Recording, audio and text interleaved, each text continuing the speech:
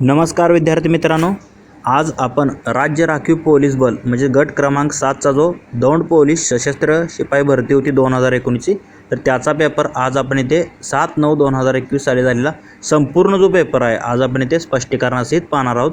तर या पेपरचे यामध्ये आपण 100 प्रश्न जे आहेत तर ते जसेच्या तसे पाहणार आहोत। तर हे प्रश्न तुम्हाला आत्ताची जी येणारी पोलीस भरती आहे 2024ची त्यामध्ये तुम्हाला याचा फायदा होऊ शकतो।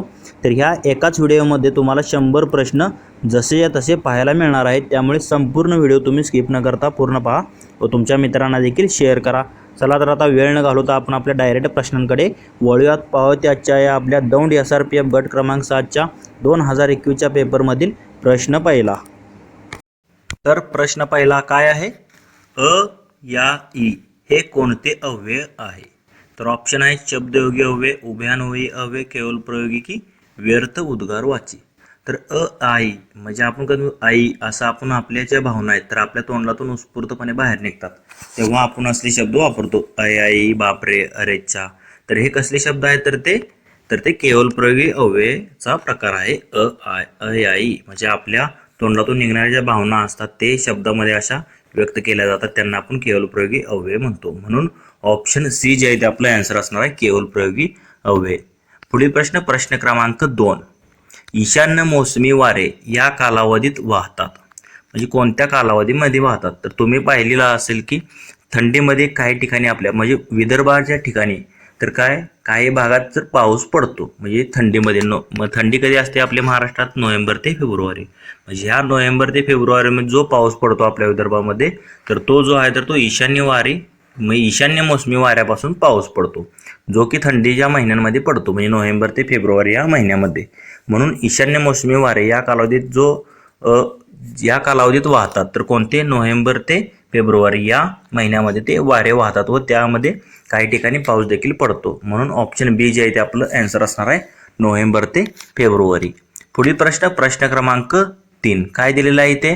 महाराष्ट्रात विधान परिषदेची एकूण सदस्य संख्या किती आहे? तर आता इथे काय विचारलंय? विधान परिषद विचारले। तर विधानसभेची किती असते आपली? 288 असते, पण विधान परिषद म्हणले म्हणून तर ती किती आहे आपल्या महाराष्ट्राची? तर ती 78 आहे। आणि आपली लोकसभा किती आहे महाराष्ट्रातील? तर ती 48 आहे। म्हणजे लोकसभा सदस्य संख्या महाराष्ट्राची 48 आहे आणि राज्यसभा किती आहे? 19 आहे। हे देखील तुम्ही लक्षात ठेवा, पुढच्या पेपरमध्ये विचारण्याची शक्यता आहे। राज्यसभा सदस्य संख्या तर ती 19 असते महाराष्ट्रातून। तर विधान परिषद महाराष्ट्राची किती आहे? तर ती 78 आहे। म्हणून ऑप्शन डी जे आहे ते आपलं आन्सर असेल। पुढील प्रश्न पाहूयात, प्रश्न क्रमांक 4। तर काय दिले इथे? लहानपणी मी व्यायाम करीत असे या वाक्यात कोणता काळ आहे? म्हणजे लहानपणी मी व्यायाम करीत असे म्हणजे हे कसं आहे? भूतकाळातलं आहे, पण भूतकाळातली सवय नियमित तो करत राहतोय म्हणजे भूतकाळ जेव्हा आपण सवय करत राहतो तर त्याला आपण काय म्हणतो? रीती भूतकाळ म्हणतो। म्हणजे लहानपणी मी व्यायाम करीत असे हे कसं असेल? तर ते रीती भूतकाळाचं उदाहरण आहे। म्हणून ऑप्शन सी जे आहे ते आपलं आन्सर असेल, रीती भूतकाळ। पुढील प्रश्न क्रमांक 5 काय दिलेला आहे ते? खालील समीकरणात कोणकोणत्या चिन्हांमध्ये अदलाबदल केल्यास दिलेले समीकरण जे आहे तर ते सत्य ठरेल? तर आता इथे 5 + 3 × 8 - 12 / 4 = 3। तर आता उत्तर आपल्याला काय? बरोबर 3 आणायचं आहे। तर आता इथे खालीलपैकी कोणती चिन्ह आपण जर बदलली तर इथे होईल? तर इथे अधिक आणि भागिले जर बदललं तर इथे काय येतंय? 5/3 म्हणजे भागाकारच इथे तयार होत नाही, हे तर काही येऊ शकत नाही। म्हणजे अधिक आणि भागिले, तर वजा आणि भागिले जर तुम्ही जर इथे पाहिलं वजा आणि भागिले, मग ते इथे काय दिले? 5 + 3 परत पुढे काय दिले? × 8 5 + 8 तरी किती? 24। आता वजा जागी काय केलं आपण? भागिले केले, म्हणून इथे काय येणार? 8 भागिले काय येणार इथे? तर वजा जागी भागिले येणार आहे, म्हणून काय येणार? 8/12 आणि भागिलेच्या जागी वजा येणार आणि -4। तर आता इथे जर तुम्ही जर भागाकार केला तर हे 8 तरी किती होतं? 24 येतं। म्हणजे 5 + 24/12 आणि 6 म्हणजे 4 त्रिकोण 12, 4 2 8, 3 ला 3 गेले, म्हणजे राहतं काय? 2 राहतं। म्हणजे इथे काय राहतं? 5 आणि इथे 2 राहतं, म्हणजे 5 + 2 - 4। 5 आणि 2 किती असतं? 6। 6 - 4 केल्यावर किती येतं? तर ते 2 येईल। तर 5 आणि 2 किती? 7 येतं, तर इथे 6 म्हणलेलं मी। 5 आणि 2 7 येतं आणि हे -4, म्हणजे 7 - 4 केल्यावर किती येतं? 3 राहतं। म्हणजे इथे आपल्याला काय करावं लागेल? इथे वजाच्या जागी ते भागाकार चिन्ह आणावं लागेल आणि भागाकारच्या जागी वजा ठेवावं लागेल. म्हणजे वजा व भागाकार यांची अदलाबदल केल्यास आपलं काय येतं, बरोबर उत्तर 3 येतं. म्हणून ऑप्शन सी जे आहे तर खालीलपैकी या चिन्हांमध्ये बदल केल्यास समीकरण सत्य ठरेल. ऑप्शन सी जे आहे ते आपलं ॲन्सर असणार आहे. पुढील प्रश्न पाहूयात. प्रश्न क्रमांक 6. तर काय दिलं इथे, देह देवाचे मंदिर आत आत्मा परमेश्वर. या पंक्तीतील अलंकार आपल्याला ओळखायचा आहे. तर आता इथे काय, देह देवाचे मंदिर आत आत्मा परमेश्वर. तर आता वरील उदाहरणात तुम्ही जर पाहिलं तर उपमेय व उपमान यात एकरूपता आहे आणि ते भिन्न नाहीत असे जिथे वर्णन असते तिथे म्हणजे रूपक अलंकार होतो असे आपल्याला दिसत आहे. म्हणजे उपमेय म्हणजे देह देवाचे मंदिर आत आत्मा परमेश्वर, म्हणजे देहाचं आणि परमेश्वराचं म्हणजे इथे तुलना केलेली आहे. म्हणजे ते दोन्ही एकरूपच आहेत, देह आणि देव. म्हणजे देह देवाचे मंदिर आत आत्मा परमेश्वर, म्हणजे हे एकच आहेत. म्हणजे ते काय, उपमेय उपमान जे आहे तर यामध्ये एकरूपता आहे ती दाखवलेली आहे. म्हणून हे जे आहे तर ते रूपक अलंकाराचं उदाहरण होईल. म्हणून ऑप्शन ए जे आहे ते आपलं ॲन्सर असणार आहे. तसेच उपमा अलंकार कधी असतो तर दोन वस्तूमधील जे साम्य आहे तर ते चमत्कृतीपूर्ण रीतीने जिथे वर्णिलेले असते तिथे उपमा अलंकार होतो. म्हणजे यामध्ये सम समान सारखा परी प्रमाणे परिस्वानी असे शब्द वापरले जातात. म्हणजे उपमा अलंकारामध्ये म्हणजे आबाळागत माया तुझी आम्हावरी राहू दे हे याचं उदाहरण झालं, म्हणजे आबाळासारखी. त्याप्रमाणे यमक यमक अलंकार तुम्ही पाहिला असेल कवितेच्या चरणाच्या शेवटी जिथे शब्दाच्या नादांमुळे शब्द चमत्कृती साधते तिथे यमक अलंकार होतो. आणि अनुप्रास अलंकार म्हणजे इथे काय होतं, एकाच अक्षराची पुनरावृत्ती होते आणि त्याच्यातून भाषे सौंदर्य वाढते, त्याच्या गुणधर्माला आपण अनुप्रास अलंकार म्हणतो. हे शब्द अलंकाराचं उदाहरण आहे. म्हणजे हिरवे हिरवे गालगालीचे हरित तृणांच्या मखमलीचे, म्हणजे ह ह ह असं येतं, म्हणजे शब्दांचा इथे अनुप्रास झालेला दिसतो म्हणून अनुप्रास अलंकार. पण आपल्याला इथे काय विचारले, देह देवाचे मंदिर आत आत्मा परमेश्वर, म्हणजे हे कसं आहे तर हे रूपक अलंकाराचं उदाहरण आहे. म्हणून ऑप्शन ए जे आहे ते आपलं ॲन्सर असणार आहे. पुढील प्रश्न पाहूयात. प्रश्न क्रमांक 7. तर काय दिलेलं आहे इथे, एका त्रिकोणाच्या 3 बाजूंचे माप 9 सेंटीमीटर, 12 सेंटीमीटर व 15 सेंटीमीटर असेल तर त्या त्रिकोणाचे क्षेत्रफळ किती.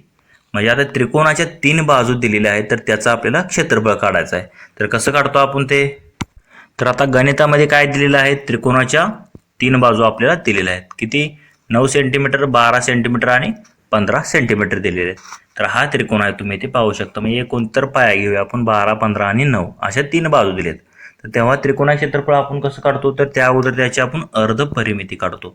तर अर्ध परिमितीला आपण यस म्हणतो. यस बरोबर काय असतं, तिन्ही बाजूंची बेरीज भागिले 2 हा त्याचा फॉर्म्युला असतो. तर आता मग यस बरोबर काय येणार आहे, 9 अधिक 15 अधिक 12 भागिले 2, कारण 3 बाजूंची बेरीज भागिले 2. यांची जर बेरीज केली 15 12 27 9 36, 36 भागिले 2 किती येतं 18. म्हणजे 18 सेंटीमीटर हे काय मिळालं तुम्हाला, तर त्रिकोणाची अर्ध परिमिती मिळाली. तर आता त्रिकोणा क्षेत्रफळ बरोबर हे सूत्र असतं अंडर रूट म्हणजे अंडर रूटमध्ये काय असतं, यस यस कंसात यस वजा ए, यस वजा बी, यस वजा सी. तर ए बी सी हे काय, म्हणजे तिन्ही बाजू आहेत. ए बरोबर 9 सेंटीमीटर, बी बरोबर 12 सेंटीमीटर व सी बरोबर 15 सेंटीमीटर. त्रिकोणाच्या तिन्ही बाजू ए बी सी आणि यस अर्ध परिमिती. म्हणजे इथे अर्ध परिमिती माहिती आहे आपल्याला 18.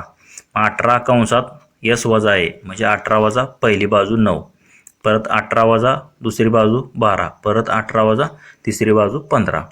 परत काय येणार, हे 18ला 18, 18मधून 9 गेले 9 राहिले, 18मधून इथे 12 गेले राहिले 6 आणि 18मधून 15 गेले राहिले 3. आता इथे जर तुम्ही जर केलं तर इथे 9 संग 54 आणि हे 18 त्रिक 54. मग काय येतं, अंडर रूट ऑफ 2900 म्हणजे 54चा जर वर्ग केला तर तो 2916 येतो. म्हणजे इथे तुम्ही करून बघा, इथे 9 संग 54 आणि 18 त्रिक 54 म्हणजे 54 गुणिले 54 येतं अंडर रूटमध्ये. हे शॉर्टमध्ये देखील काढू शकता किंवा संपूर्ण गुणाकार केला तर 2916 येतो अंडर रूटमध्ये. आणि 2916 जे आहे तर त्याचं वर्गमूळ येतं 54. डायरेक्ट तुम्ही काढू शकता. मग हे 54 सेंटीमीटर स्क्वेअर आलं. हे काय येतं, डायरेक्ट क्षेत्रफळ येतं, कारण आपण क्षेत्रफळ ह्याचा हा फॉर्म्युला वापरला होता. म्हणून क्षेत्रफळ जे आहे तर त्रिकोणा 3 बाजू 9 सेंटीमीटर, 12 सेंटीमीटर व 15 सेंटीमीटर जर असतील तर क्षेत्रफळ हे 54 सेंटीमीटर येणार आहे. म्हणजेच तर इथे गणितामध्ये जर तुम्ही पाहिलं तर ऑप्शन ए मध्ये दिलेलं आहे 54 सेंटीमीटर चौरस सेंटीमीटर. हे काय असेल तर त्या त्रिकोणाचं क्षेत्रफळ असणार आहे. पुढील प्रश्न पाहूयात. प्रश्न क्रमांक 8 काय दिलेले आहे ते सुवर्ण चतुष्कोन महामार्ग योजनेअंतर्गत जोडल्या गेलेल्या शहरामध्ये हे शहर नाही. तर आता चतुष्कोन म्हणजे 4 ठिकाणी 4 आपले जे आहेत तर ते शहरे आहेत 4 शहरांचा. तर कोणकोणते शहर त्यामध्ये येतात? चेन्नई एक येतं, त्याप्रमाणे मुंबई येतं, त्याप्रमाणे कलकत्ता एक येतं आणि अजून कोणतं येतं? दिल्ली येतं. म्हणजे असे 4 शहरे येतात. पण बेंगळुरू येतं का त्यामध्ये? नाही. म्हणून ऑप्शन डी जे आहे ते आपलं आन्सर असणार आहे. सुवर्ण चतुष्कोन महामार्ग योजनेअंतर्गत म्हणजे खालीपैकी चेन्नई, कलकत्ता, मुंबई ही शहरे येतात त्यामध्ये, पण बेंगळुरू येत नाही. म्हणून ऑप्शन डी आपलं आन्सर असणार आहे. पुढील प्रश्न पाहूयात. प्रश्न क्रमांक 9 तर काय दिले इथे देशासाठी चंद्रशेखर आझाद यांनी प्राणार्पण केले. म्हणजे आपलं त्यांनी प्राण अर्पण केले होते आपल्या देशासाठी. या वाक्यातील विभक्ती आपल्याला ओळखायची आहे. तर आता देशासाठी चंद्रशेखर आझादांनी प्राणार्पण केले. तर वरील वाक्य जर तुम्ही वाचलं तर तुम्हाला त्यातून काय दिसतंय? तर संप्रदान म्हणजे दान होताना दिसते. म्हणजे त्यांनी काय केले? आपलं जे बलिदान दिलेलं आहे त्यांनी म्हणजे प्राणार्पण म्हणजे कोणत्या तरी गोष्टीत त्याग केला आहे म्हणजे अर्पण केले म्हणजे दान केले यातून असं दिसतंय. म्हणजेच कर्णाने इंद्राला कवच कुंडली दिली त्याप्रमाणेच हे वाक्य आहे देशासाठी चंद्रशेखर आझाद यांनी प्राणार्पण केले म्हणजे त्याग केला त्यांनी त्यांच्या प्राणांचा. म्हणून हे जे आहे तर ते कशात असतं? तर ते चतुर्थी विभक्तीमध्ये असतं संप्रदान. म्हणून ऑप्शन डी जे आहे ते आपलं आन्सर असणार आहे. पुढील प्रश्न पाहूयात. प्रश्न क्रमांक 10 तर काय दिले इथे? तर 17.7.17 म्हणजे इथे आता रिकाम्या जागी इथे दिलेल्या आहेत. तर ह्या रिकाम्या जागी कोणते अंक भरता येतील? तर 17.7 परत .175 .0175 .0175 परत .0157 मग इथे जर तुम्ही पाहिलं 1757 याप्रमाणे येतं. 1757 म्हणजे इथे काय येतं? 1757 आणि पुढे 0 येतं म्हणजे 01757 याप्रमाणे हे ते येतं. म्हणजे 17 तर इथे पहिल्यांदा काय येणार आहे? 5 येणार आहे, परत 7, परत काय येणार आहे? पुढे 7 नंतर परत 0 येणार आहे म्हणजे इथे 0 आलं. परत 175 परत 7 507 परत 01757 5077 परत 01757 म्हणजे 50775 इथे येणार आहे. तर 50775 तुम्हाला कशामध्ये दिसत आहे? तर ऑप्शन ए मध्ये दिसत आहे. म्हणजे असे जेव्हा गणित आहेत तेव्हा गट करायचे व त्याला म्हणजे जेवढ्या संख्या आहेत त्या मोजायच्या आणि त्याचे गट करायचे समान. त्यावरून तुम्हाला याचा अचूक आन्सर मिळून जातं. तर 50775 म्हणजे गट काय तयार होतो? 01757 याप्रमाणे हा गट चालू आहे. तर तिथे मध्ये रिकाम्या जागा ज्या आहेत तर त्या 50775 येतील. म्हणून ऑप्शन ए जे आहे ते आपलं आन्सर असणार आहे. पुढील प्रश्न क्रमांक 11 काय दिले इथे? पाऊस आला तरी सहल जाणारच या वाक्यातील क्रियापदाचा अर्थ ओळखायचा आहे. कोणता अर्थ आहे ते आपल्याला शोधायचा आहे. म्हणजे पाऊस आला तरी म्हणजे जरी तरी जर तर असे जेव्हा त्यात शब्द येतात तर तो का असतो? संकेतार्थी वाक्याचा अर्थ असतो त्यामध्ये. म्हणजे संकेत असतो त्यामध्ये तर त्याला आपण संकेतार्थी वाक्य म्हणतो. म्हणजे पाऊस आला तरी सहल जाणारच म्हणजे जर तर जरी तरी हे शब्द येतात तेव्हा ते वाक्य संकेतार्थी वाक्याचं असतं. म्हणून ऑप्शन बी जे आहे ते आपलं आन्सर असणार आहे. पुढील प्रश्न क्रमांक 12 तर काय दिलेलं आहे ते? जर निळा म्हणजे हिरवा, हिरवा म्हणजे पांढरा, पांढरा म्हणजे पिवळा, पिवळा म्हणजे काळा आणि काळा म्हणजे लाल आणि लाल म्हणजे तपकिरी तर दुधाचा रंग कोणता? तर आता आपल्या दुधाचा रंग आपल्याला माहिती आहे कोणता असतो? पांढरा असतो. तर आता इथे पांढऱ्याला काय पांढरा म्हणजे काय असं इथे कुठे दिले? तर इथे दिले तुम्ही पाहू शकता. पांढरा म्हणजे पिवळा. तर दिलेल्या वाक्यात जे दिले ते सत्य मानायचं.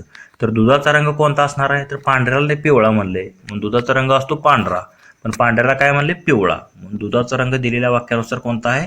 तर तो पिवळा आहे. म्हणून ऑप्शन सी जे आहे ते आपलं आन्सर असणार आहे. पुढील ऑप्शन ए जे आहे ते आपलं आन्सर असणार आहे पिवळा. पुढील प्रश्न तर काय दिले इथे? खाली दिलेल्या बेरजेची किंमत किती? तर आता इथे खाली काय दिले? अंडररूटमध्ये 0.0196 अधिक 1 अंडररूटमध्ये 1.6 गुणिले अंडररूटमध्ये 0.9 भागिले अंडररूटमध्ये 1.916 म्हणजे याप्रमाणे हे गणित दिले. तर आपल्याला इथे प्रश्न म्हणजे एकूण याची किंमत किती येते ती काढायची आहे. तर आता गणितात दिल्याप्रमाणे तुम्ही इथे पाहू शकता काय दिले, अंडररूटमध्ये 0.0196, म्हणजे आपण हे गणित लिहून घेतलं सगळं. तर आता 0.0196, तर याचं जर वर्गमूळ काढलं तर ते किती येतं, कारण 0.14 येतं, कारण 14चा वर्ग 196 असतो आणि पॉईंटच्या पुढे 2 घरे तिथे पॉईंटच्या पुढे 4 घरे येणार, म्हणजे 0.14 येतं.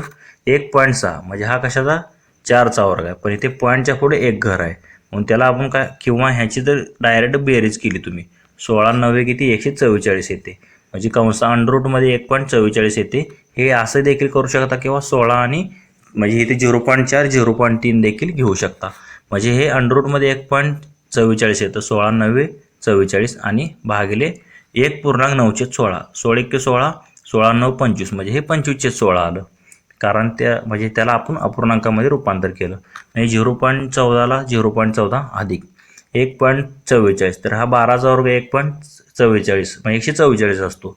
याचा वर्गमूळ काय येणार आहे, 1.2 येणार, आणि अंडररूट 25/16 म्हणजे काय येतं, 5/4 येतं. म्हणजे 0.14ला 0.14, खालचं 4 आहे तर ते वर जाईल, म्हणजे 1.2 गुणिले 4 होणार, 12 चोक 48, म्हणजे 4.8 येणार हे, आणि हे भागिले 5ला भागिले 5, म्हणजे 0.14 अधिक 4.8 भागिले 5, म्हणजे इथे जर तुम्ही 0.14ला 5 ने गुणलं 14×5 = 70, पण पॉईंटच्या पुढे 2 घर आहेत म्हणून हे 0.7 आलं, अधिक हे 4.8 भागिले 5, म्हणजे इथे आपण छेद समान करून घेतला यांचा. म्हणजे आता 0.7 अधिक 4.8 केलं तर ते किती येतं, 5.5 येतं, आणि 5.5 भागिले 5 जर केलं तर ते किती येतं, 11×5 = 55, पण पॉईंट असल्यामुळे 1.1 येणार. म्हणजे दिलेल्या प्रश्नाचा आन्सर काय असणार आहे, तर ते 1.1 असेल. म्हणजेच तर इथे तुम्ही ऑप्शन डी मध्ये पाहू शकता 1.1 दिलेला आहे. पुढील प्रश्न क्रमांक 14. एका शाळेत ABCD व E असे 5 शिक्षक आहेत. A व B हिंदी व इंग्रजी शिकवतात, म्हणजे A व B हे शिक्षक हिंदी व इंग्रजी शिकवतात. C व B इंग्रजी व भूगोल शिकवतात. D व A गणित व हिंदी शिकवतात. E व B इतिहास व फ्रेंच शिकवतात. तर कोणता शिक्षक सर्वाधिक विषय शिकवतो, म्हणजे कोणता ABCDE पैकी सर्वात जास्त विषय शिकवणारा शिक्षक आपल्याला काढायचा आहे. तर तो कसं करतो आपण हे, तर आता इथे गणितात काय काय दिले, A व B जे आहेत तर ते कोणते विषय शिकवतात, हिंदी व इंग्रजी. C व B कोणते शिकवतात, इंग्रजी व भूगोल. D व A कोणते शिकवतात दिले, गणित व हिंदी. आणि E व B जे आहे तर ते इतिहास व फ्रेंच शिकवतात.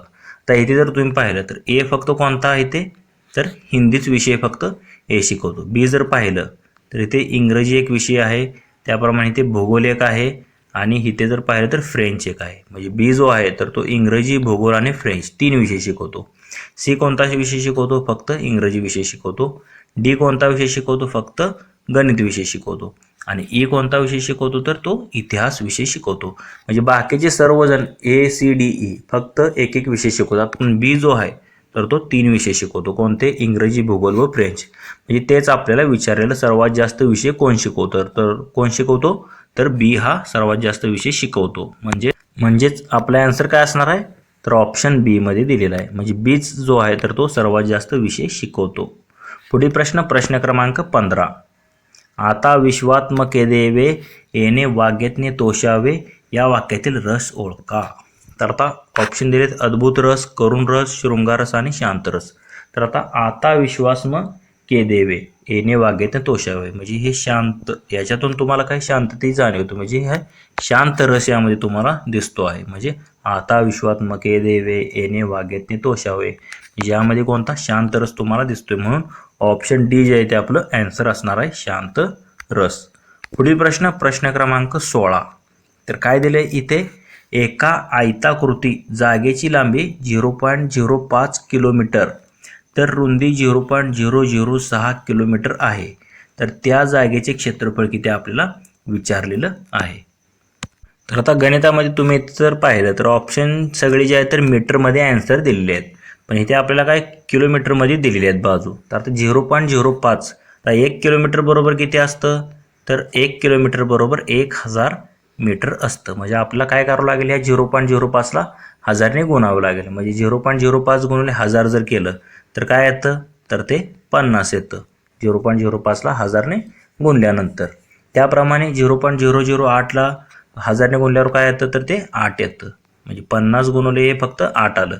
50 गुणिले 8 किती येतं? 8 पंचे 40 आणि वरचा 0 काय येतं? 400. मग हे कशामध्ये येतं? मीटरमध्ये येतं. 400 चौरस मीटर जे आहे तर त्या आयताचं त्या जागेचं क्षेत्रफळ असणार आहे. म्हणजे किलोमीटरचं मीटरमध्ये फक्त करायचं असेल तर 1000 गुणाचं एवढं लक्षात ठेवा. म्हणजे 50 गुणिले 8 म्हणजे 400 चौरस मीटर. तर कशामध्ये दिले ते? तर ऑप्शन सी मध्ये दिले, तुम्ही पाहू शकता. तर तेच आपलं आन्सर असणार आहे 400 चौरस मीटर, ऑप्शन सी. पुढील प्रश्न, स्पर्धा या घटनेसाठी आवश्यक घटक निवडा. मग आता स्पर्धा या घटनेसाठी आवश्यक घटक आपल्याला निवडायचा आहे. तर ऑप्शन दिलेत, परीक्षक, स्पर्धक, प्रेक्षक की पारितोषिक. तर स्पर्धा असेल तर निश्चितपणे तिथे काय असतात? तर स्पर्धक असतात. म्हणून ऑप्शन बी जे आहे ते आपलं आन्सर असणार आहे. स्पर्धा जिथे असते तिथे स्पर्धक असतात आवश्यक घटक. म्हणून ऑप्शन बी जे आहे ते आपलं आन्सर असणार आहे. कारण स्पर्धक नसतील तर स्पर्धा होणारच नाही. म्हणून ऑप्शन बी योग्य आन्सर असणार आहे. पुढील प्रश्न पाहूया. प्रश्न क्रमांक 18. तर काय दिलं इथे? एका सांकेतिक भाषेत, म्हणजे कोडिंग डिकोडिंगवरती आधारित हा प्रश्न आहे. तर काय दिले? एका सांकेतिक भाषेत 573चा अर्थ ब्रिंग कोल्ड वॉटर असा होतो. त्याप्रमाणे 342चा अर्थ वॉटर इज गुड असा होतो व ब्राईट गुड बॉय यासाठी 126 असा संकेत वापरतात. तर बॉय इज ब्राईट साठी खालीलपैकी कोणते संकेत येतील? तर त्या अगोदर आपल्याला कोणत्या शब्दासाठी कोणता म्हणजे अंक वापरायचा ते आपल्याला शोधावं लागेल. तर आता गणितामध्ये काय काय दिले? तर 573 साठी काय दिले? Bring cold water. त्याप्रमाणे 342 साठी वॉटर इज गुड, 126 साठी ब्राईट गुड बॉय असं दिलेलं आहे. आणि बॉय आपल्याला काय काढायचं आहे? बॉय इज ब्राईट साठी काढायचं आहे. तर आता इथे जर तुम्ही कंपॅरिझन केलं तर 573 आणि इथे 342 यामध्ये कॉमन काय दिसते? 3 दिसते. म्हणजे इथे आणि ह्याच्यामध्ये ब्रिंग कोल्ड वॉटर आणि वॉटर इज गुड यामध्ये काय दिसते? वॉटर. म्हणजे वॉटरसाठी काय आलं इथे? 3 आलेलं आहे. त्याप्रमाणे आता दुसऱ्याचं इथे 342 आणि 126 याचं जर कंपॅरिझन केलं, कॉमन 2 आहे आणि यामध्ये कॉमन गुड आहे. म्हणजे गुड शब्द 2 साठी. त्याप्रमाणे आता इथे तुम्ही 342 आणि अजून काय राहिलं आता इथे वॉटर. आता इथे गुडचा मिळाला, वॉटरचा मिळाला, राहिलं काय? ईजसाठी काय असणार आहे? मग फक्त इथे डायरेक्ट 4 राहिलं म्हणून ईजसाठी 4 आलं. त्याप्रमाणे बॉयसाठी आता इथे काय 2 गेलं, इथे 1 गेलं. मग आता बॉयसाठी काय राहिलं आहे फक्त? तर इथे 6 राहिलेला आहे. आणि ब्राईटसाठी काय राहिलेलं आहे? तर इथे 1 राहिलेलं आहे. म्हणजे बॉयसाठी आलं, ब्राईटसाठी आलं. आपल्याला काय विचारलं? Boy is bright. तर बॉयसाठी काय आलेलं आहे? 6 आलेलं आहे. ईजसाठी काय आलेलं आहे? 4 आलेलं आहे. आणि ब्राईटसाठी 1 आलेलं आहे. म्हणजे 641 अंक जे आहेत तर ते बॉय इज ब्राईटसाठी येतील. म्हणजेच तर आपला आन्सर काय असणार आहे? Option C. म्हणजे 641 हे जे आहेत तर ते संकेत बॉय इज ब्राईट यासाठी येणार आहेत. पुढील प्रश्न, प्रश्न क्रमांक 19. खालील आकृतीत एकूण किती त्रिकोण आहेत? तर आता इथे जर तुम्ही पाहिलं तर ते 1 2 3 4. त्याप्रमाणे हे ह्या 2 मुळे इकडचा एक, इकडचा एक, म्हणजे असे 4. म्हणजे 4 आणि हे 4 किती? 8 झाले. म्हणजे एका ह्याच्यामध्ये 8 तयार होतात.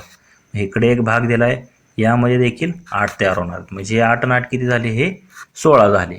त्याप्रमाणे आता इथे जर तुम्ही पाहिलं तर इथे असा तुम्हाला एक मोठा दिसतोय, हे 17, हा 18 झाले. म्हणजे एकूण किती? 18 झाले. आणि अजून एक कोणता? तर हा एक त्रिकोण इथे तुम्ही पाहू शकता. मग हे किती झाले? एकूण हे किती?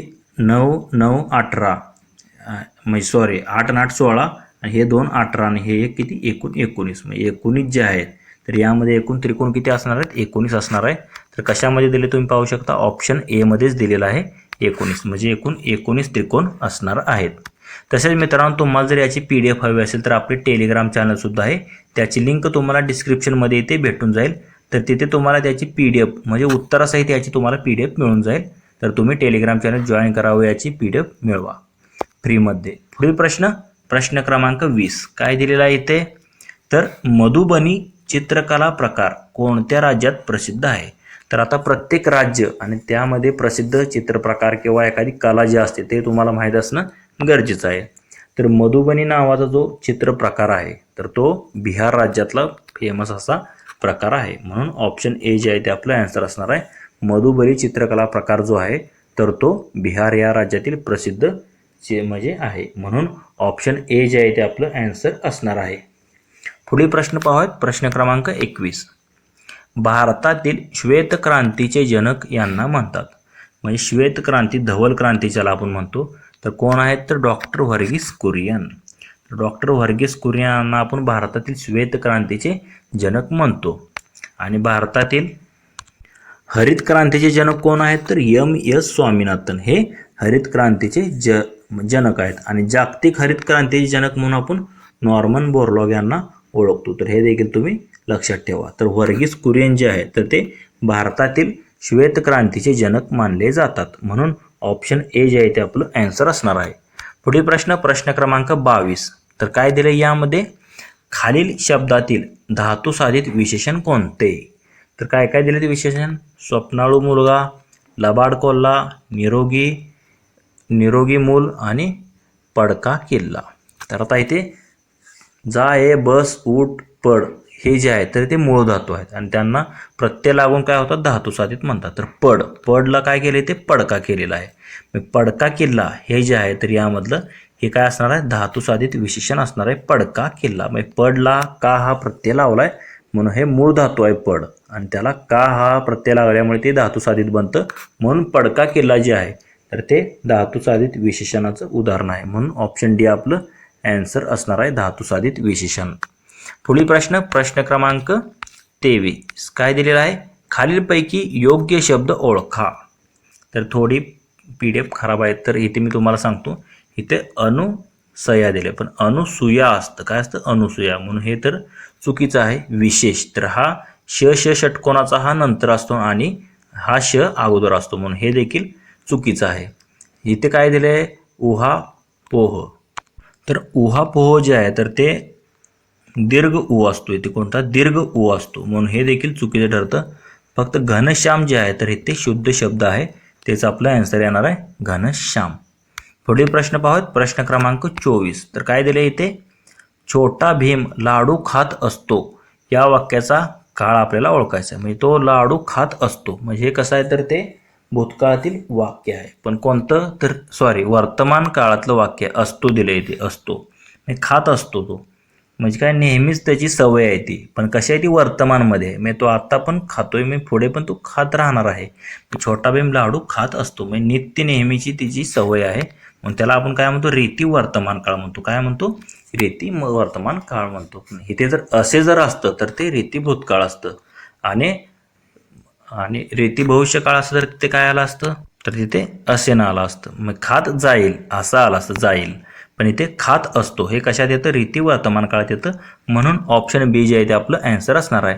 तर मित्रांनो, आपला जो पोलीस भरती SRPFचा गट क्रमांक 7चा जो SRPFचा पेपर चालू आहे पार्ट 1, तर त्याच्या पार्ट 1 मधील आपला हा शेवटचा प्रश्न आहे, प्रश्न क्रमांक 25. तर काय दिलं इथे 3640 भागिले 14 गुणुले 16 अधिक 340 बरोबर किती आपल्याला काढायचं आहे. तर आता इथे गणितात दिल्याप्रमाणे तुम्ही इथे पाहू शकता. काय दिले 3640 भागिले 14 गुणुले 16 अधिक 340. तर आता हे 14 जर 3640ला भागलं तर किती येतं 14 × 14 14 2 28 उरले 8 वरून घेतले 4 14 संग 84 आणि शून्याला 0 म्हणजे 260 आलं. हे 260 गुणुले 16 अधिक 340. आता 260 गुणुले 16 जर केलं तर ते किती येतं 4160 येतं आणि 4160 अधिक हे 340 जर केलं तर ते किती येतं 4500 येतं. म्हणजे दिलेल्या गणिताचे आन्सर काय असणार आहे तर ते 4500 असणार आहे. म्हणजेच तर पर्याय क्रमांक सी मध्ये दिले तुम्ही पाहू शकता. तर 4500 जे आहे तर ते प्रश्नचिन्हाच्या जागी येणार आहे, तेच आपलं आन्सर असेल. प्रश्न क्रमांक 26 काय दिलेलं आहे ते, जर 1 मार्च 2016 रोजी मंगळवार असेल तर 21 एप्रिल 2016 रोजी कोणता वार असेल. तर आता वर्ष काय ते 2016चं आहे, इथे देखील 2016चं आहे, फक्त आता तारीखमध्ये इथे फरक आहे. तर इथे 1 मार्च आहे आणि इथे 21 एप्रिल आहे. तर आता 1 मार्च ते 21 एप्रिल आपल्याला किती दिवस होतात हे काढावं लागेल. तर आता मार्च महिन्यात एकूण किती 31 दिवस असतात, म्हणजे त्यातला 1 मार्च म्हणजे 1 दिवस घ्यायला राहिले किती ते 30 दिवस राहिले आणि एप्रिल महिन्यातले किती 21 एप्रिल आहे म्हणून हे 21. यांची जर बेरीज केली 30 आणि 20 50 आणि किती 51, म्हणजे 51 दिवस जो आहे तर तो वार पुढे जाणार आहे. तर आता 51 दिवस म्हणजे त्या आपण काय करतो 7 ने भागतो. म्हणजे 7 ने जर भागलं 7 7 49, म्हणजे उरते किती बाकी 2, म्हणजे 7.2/7 येतं, म्हणजे 2 बाकी उरते. आता जेवढी बाकी उरते तेवढे दिवस आपण काय करतो तर जो वार दिलेला आहे त्याच्या पुढे जातो. कारण आपला एप्रिल महिना मार्चच्या नंतर असतो म्हणून आपण पुढे 2 दिवस काउंट करणार. तर आता इथे जर तुम्ही पाहिलं तर मंगळवार आहे 1 मार्चला. आता त्या मंगळवारच्या पुढे जर 2 दिवस काउंट केले तर बुधवार आणि गुरुवार, म्हणजे गुरुवार जो आहे तर तो काय असणार आहे 21 एप्रिलला वार असणार आहे, 21 एप्रिल 2016ला. म्हणून ऑप्शन सी मध्ये दिले जे तुमचं आन्सर असणार आहे. तर 21 एप्रिल 2016 रोजी गुरुवार असेल, ऑप्शन सी. पुढील प्रश्न, शाळा सुरू झाल्या तेव्हा मुले आनंदाने नाचू लागली, या वाक्याचा प्रकार ओळखा. तर आता शाळा सुरू झाल्या तेव्हा मुले आनंदाने नाचू लागली, म्हणजे मुले ह्याचा काय पहिल्या वाक्याचा म्हणजे परिणाम तुम्हाला दुसऱ्यामध्ये दिसतो. मी शाळा सुरू झाल्या तेव्हाच मुले आनंदाने नाचू लागली, म्हणजे इथे काय पहिले जे वाक्य आहे तर ते एक प्रधान वाक्य आहे आणि एक यामध्ये तुम्हाला गौण वाक्य दिसते, म्हणजे एकाचा अर्थ दुसऱ्यामध्ये स्पष्ट झालेला तुम्हाला इथे दिसतो. तर हे कशामध्ये येतं तर ते मिश्र वाक्यामध्ये येतं. म्हणून शाळा सुरू झाल्या तेव्हा मुले आनंदाने नाचू लागली, हे कसं आहे तर हे मिश्र वाक्य असणार आहे. म्हणून ऑप्शन सी जे आहे ते आपलं आन्सर असेल. पुढील प्रश्न पाहूयात, प्रश्न क्रमांक 28. तर काय दिले इथे, मिहान हा औद्योगिक प्रकल्प कोणत्या शहरात आहे. तर मिहान जो विमानाशी संबंधित जो औद्योगिक प्रकल्प आहे, विमान निर्मिती, मिग विमान निर्मितीचा कारखाना आहे मिहान या ठिकाणी, तर ते जे आहे तर ते नागपूर या ठिकाणी आहे. कुठे, नागपूर. तर मिहान हा औद्योगिक प्रकल्प जो आहे तर तो नागपूर या ठिकाणी आहे. म्हणून ऑप्शन ए जे आहे ते आपलं आन्सर असणार आहे. पुढील प्रश्न, प्रश्न क्रमांक 30. काय दिलेला आहे ते, केक आणि पाव सच्छिद्र व हलके बनवण्यासाठी कशाचा उपयोग करतात. तर आता ऑप्शन दिले sodium carbonate, sodium bicarbonate, calcium carbonate की ब्लिचिंग पावडर. तर आता केक किंवा पाव आपण सच्छिद्र कशाने बनवतो, त्यामध्ये सोडियम बायकार्बोनेट म्हणजे खाण्याचा सोडा त्यामध्ये आपण मिसळतो. म्हणजे याचं रेणुसूत्र काय असतं, NaHCO3 असतं याचं सोडियम बायकार्बोनेटचं. तर केक व पाव सच्छिद्र बनवण्यासाठी आपण सोडियम बायकार्बोनेट वापरतो आणि सोडियम कार्बोनेट म्हणजे आपला धुण्याचा सोडा, हे देखील तुम्ही लक्षात ठेवा. आणि त्याचं रेणुसूत्र काय आहे, Na2CO3, हे देखील लक्षात ठेवा. पुढील प्रश्न, प्रश्न क्रमांक 31. काय दिले इथे, सूर्यमालेतील सर्वात वेगवान ग्रह कोणता. म्हणजे वेगवान म्हणजे जो सर्वात वेगाने पृथ्वी म्हणजे सूर्याला म्हणजे चक्कर मारतो, म्हणजे असा कोणता ग्रह आहे, सर्वात अगोदर सूर्याची म्हणजे फेरी पूर्ण करतो सूर्याला. तर इथे जर तुम्ही पाहिलं तर कोणता आहे तर बुध जो ग्रह आहे तर तो सर्वात वेगवान ग्रह मानला जातो. मग इतर ग्रहांपेक्षा तो लवकर सूर्याला प्रदक्षिणा घालतो. म्हणून ऑप्शन डी जे आहे ते आपलं आन्सर असणार आहे. सूर्यमालेतील सर्वात वेगवान ग्रह कोणता आहे तर तो बुध ग्रह आहे. पुढील प्रश्न, प्रश्न क्रमांक 32. तर काय दिले इथे, माडिया गोंड ही आदिवासी जमात या जिल्ह्यात आढळून येत नाही. तर आता इथे येत नाही म्हटलेलं आहे. तर माडिया गोंड जी जमात आहे तर ती कुठे कुठे आढळून येते, तर गडचिरोली जिल्ह्यात येते, गोंदिया जिल्ह्यात येते, भंडारा जिल्ह्यात येते आणि चंद्रपूर जिल्ह्यात येते. पण नंदुरबार जिल्ह्यात जी आहे तर ती माडिया गोंड जी आदिवासी जमात आहे तर ती आढळून येत नाही. म्हणून ऑप्शन डी जे आहे ते आपलं आन्सर असणार आहे. पुढील प्रश्न पाहूयात, प्रश्न क्रमांक 33. कोणत्या वेदामध्ये संगीताचा उल्लेख केलेला आहे. तर आपल्याला माहिती आहे एकूण किती वेद आहेत, 4 वेद आहेत, ऋग्वेद, सामवेद, अथर्ववेद व यजुर्वेद. तर आता ऋग्वेदामध्ये काय देवतांची स्तुती सांगितलेली आहे. अथर्ववेदामध्ये काय म्हणजे आपल्या समस्यावर जे उपाय आहेत तर ते अथर्ववेदामध्ये सांगितलेले आहेत. यजुर्वेदमध्ये काय सांगितलेलं आहे, यज्ञामध्ये ग्रंथ म्हणजे यज्ञ करताना कोण मंत्र कसे म्हणावे हे यजुर्वेदामध्ये सांगितलेलं आहे. आणि सामवेदामध्ये कशाचा आहे तर संगीताचा उल्लेख आहे. म्हणजे संगीत शास्त्राशी संबंधित वेद कुठला आहे तर तो सामवेद आहे. म्हणून ऑप्शन बी जे आहे ते आपले आन्सर असणार आहे. संगीताचा उल्लेख जो आहे तर तो सामवेदामध्ये केलेला आहे. पुढील प्रश्न, प्रश्न क्रमांक 34. तर काय दिले इथे, या पुरस्काराला आशियातील नोबेल पुरस्कार म्हणून ओळखले जाते. तर नोबेल पुरस्कार म्हणजे आपल्या आशिया खंडातला नोबेल म्हणून कशाला ओळखतो आपण तर रॅमन मॅगसेसे पुरस्कार. तर रॅमन मॅगसेसे पुरस्काराला आशियाचे नोबेल म्हणतात. तर फिलिपाईन्स सरकारद्वारे हा पुरस्कार देण्यात येतो, हे देखील तुम्ही लक्षात ठेवा. आणि आचार्य विनोबा भावे जे आहेत तर त्यांना हा पुरस्कार मिळालेला आहे, रॅमन मॅगसेसे पुरस्कार. आणि त्याच पुरस्काराला आशियातील नोबेल पुरस्कार आपण म्हणतो. म्हणून ऑप्शन बी जे आहे ते आपलं आन्सर असणार आहे. आणि भारतरत्न आपल्या भारतातील सर्वोच्च नागरी पुरस्कार आहे. आणि बुकर पुरस्कार हे गणिताशी संबंधित असतात. पुढील प्रश्न पाहूयात. प्रश्न क्रमांक 35. तर काय दिलं इथे? एका परीक्षेमध्ये शिक्षकांनी मुलांना एका संख्येची 3/14 पट संख्या काढण्यास सांगितली. एका मुलाने नजर चुकीने 3/14 ऐवजी 3/4 पट संख्या काढली. आता त्याची उत्तराची संख्या बरोबर उत्तरापेक्षा 150ने जास्त होती. तर मूळ संख्या कोणती आपल्याला इथे शोधायचं आहे. म्हणजे परीक्षेमध्ये काय झालं, शिक्षकांनी एका मुलाला काय त्या संख्येची 3/14 पट काढायला सांगितली होती, पण चुकून त्याने काय केली, 3/14 पट ऐवजी 3/4 पट काढली. आणि त्याच्यामुळे काय झालं, तर ते जे बरोबर उत्तर येणार होतं तर त्याच्यापेक्षा काय झालं, 150ने उत्तर जे आहे तर ते जास्त आलं 3/4 पटमुळे. तर आपल्याला ती मूळ संख्या शोधायची आहे. तर कसं काढतो आपण ते?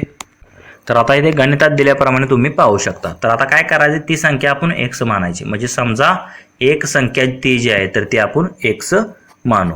तर काय सांगितले, शिक्षकांनी त्या संख्येच्या 3/14 पट काढण्यास सांगितलेले आपल्याला. म्हणजे 3/14 पट काढण्यास सांगितली होती. म्हणजे 3/14 पट त्याची काय होणार त्या संख्येची. आता ती जर संख्या x असेल तर 3/14 पट म्हणजे 3/14x ही आपल्याला काढायची होती. पण मुलाने चुकून काय केलं, 3/14 ऐवजी 3/4 पट काढली. मग त्या संख्या 3/4 पट म्हणजे 3/4x ही संख्या त्या मुलाने काढली. आणि काय झाला त्यामुळे घोळ, तर उत्तराची जी संख्या आहे तर ती बरोबर उत्तरापेक्षा काय झाली, 150ने जास्त आली. म्हणजे 3/4 पट ही जी आहे तर ती 3/14 पट जी काढली आहे त्याच्यापेक्षा 150ने जास्त आली. म्हणजे आपण असं म्हणू शकतो की 3/4 पट त्या संख्येच्या वजा 3/14 पट जर आपण केलं तर बरोबर किती यायला पाहिजे, 150 यायला पाहिजे. कारण त्या दोघांमध्ये काय 150ने ती वाढलेली आहे 3/4 पट. म्हणून असं आपण लिहू शकतो हे समीकरण, 3/4x वजा 3/14x बरोबर 150. तर आता इथे जर छेद समान केला तर आपण ते तिरकस गुणाकार करतो. तर ह्या 14ने ह्या 3x गुणलं म्हणजे 14 × 42 आणि ह्या 4 ने 3 गुणलं म्हणजे वजा 12x भागिले 14 × 56. तर 42 मधून 12 गेले, राहिले किती 30x. आणि हे खालचं भागाकाराचं 56 आहे ते 150ला वर गुणाकारात जाईल. म्हणजे 30x बरोबर 150 गुणिले 56. x बरोबर काय होणार, हे 30 इकडे भागाकारात जाईल. म्हणजे x बरोबर 150 गुणिले 56 भागिले 30.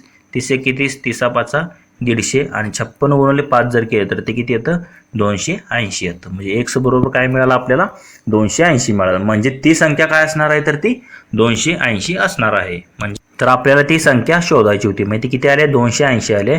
तर ते कशामध्ये दिले, तर ऑप्शन सी मध्ये दिले, तुम्ही पाहू शकता. तर मूळ संख्या जी आहे तर ती किती, 280 असणार आहे.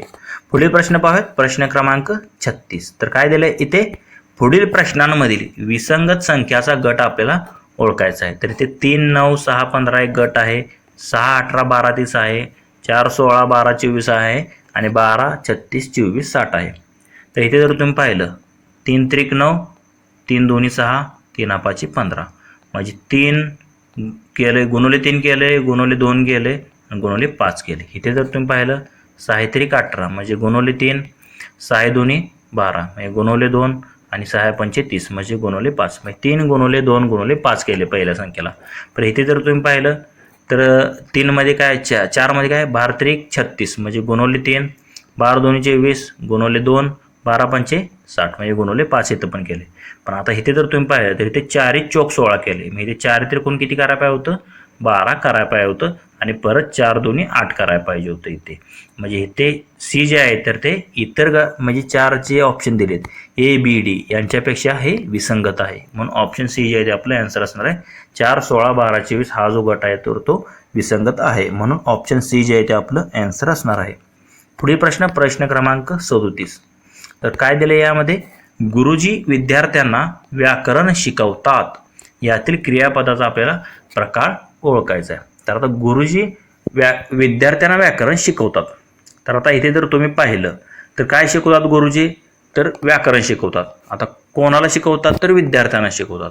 तर इथे जर तुम्ही ऑब्झर्वेशन केलं तर इथे तुम्हाला काय दिसतंय, तर इथे दोन कर्म दिसत आहेत तुम्हाला, एक विद्यार्थी आणि व्याकरण, म्हणजे व्याकरण आणि विद्यार्थी दोन कर्म यामध्ये तुम्हाला दिसत आहेत. म्हणून हे कोणता क्रियापदाचा प्रकार म्हणतो, त्याला आपण द्विकर्म क्रियापदाचा प्रकार आहे. म्हणजे शिकवणारे कोण आहेत, गुरुजी, हे कर्ता झाले. पण काय शिकवतात, व्याकरण शिकवतात. आणि कोणाला शिकवतात, तर विद्यार्थ्यांना. विद्यार्थी आणि व्याकरण हे जे आहे तर त्यामध्ये दोन कर्म आहेत, म्हणून हे कसं आहे तर हे द्विकर्म क्रियापदाचा प्रकार आहे. म्हणून ऑप्शन सी जे आहे ते आपलं आन्सर असणार आहे. पुढील प्रश्न पाहूयात. प्रश्न क्रमांक 38. काय दिले इथे, 0.0009 या संख्येचे वर्गमूळ खालीलपैकी कोणती संख्या असेल. तर आता पॉईंटच्या पुढे 1 2 3 4 घरे आहेत. आता हे वर्गमूळ ह्याचं काय असतं, मग त्याच्या भागिले 2, 4 घरे भागिले 2 म्हणजे 2 घरे. पॉईंटच्या पुढे 2 घरे असणारा पर्याय शोधायचा आपल्याला. इथे काय येतो, 0.03. एकच पर्याय दिसतोय पॉईंटच्या पुढे 2 घरे असणारा, म्हणून 0.0009चं वर्गमूळ काय असणार आहे, 0.03. म्हणून ऑप्शन सी जे आहे ते आपलं आन्सर असेल. पुढील प्रश्न पाहूयात. प्रश्न क्रमांक 39. घड्याळातील लंबकाची गती हे गतीच्या कोणत्या प्रकारचे उदाहरण आहे. तर आता इथे जर तुम्ही असं घड्याळ पाहिलं असेल तर खाली एक लंबक असतो, तर तो काय इकडे आणि इकडे असा तो हालत असतो याप्रमाणे. तर ह्या लंबकाची जी गती असते अशी, तर त्या गतीला आपण कोणत्या प्रकारची गती म्हणतो, तर त्या गतीला आपण काय म्हणतो, तर कंपन गती म्हणतो. काय म्हणतो, कंपन गती. म्हणजे लंबक जो हालत असतो घड्याळाखाली, तर त्याला आपण काय म्हणतो, कंपन गती म्हणतो. तर कशामध्ये दिलं ते, ऑप्शन सी मध्ये दिलेलं आहे, म्हणून तेच आपलं आन्सर असणार आहे. तर ते कंपन गतीचं उदाहरण आहे. आणि परिवलन गती आपली पृथ्वी जी सूर्याला प्रदक्षिणा मारते, तर ती परिवलन गती आहे. पुढील प्रश्न पाहूयात. प्रश्न क्रमांक 40.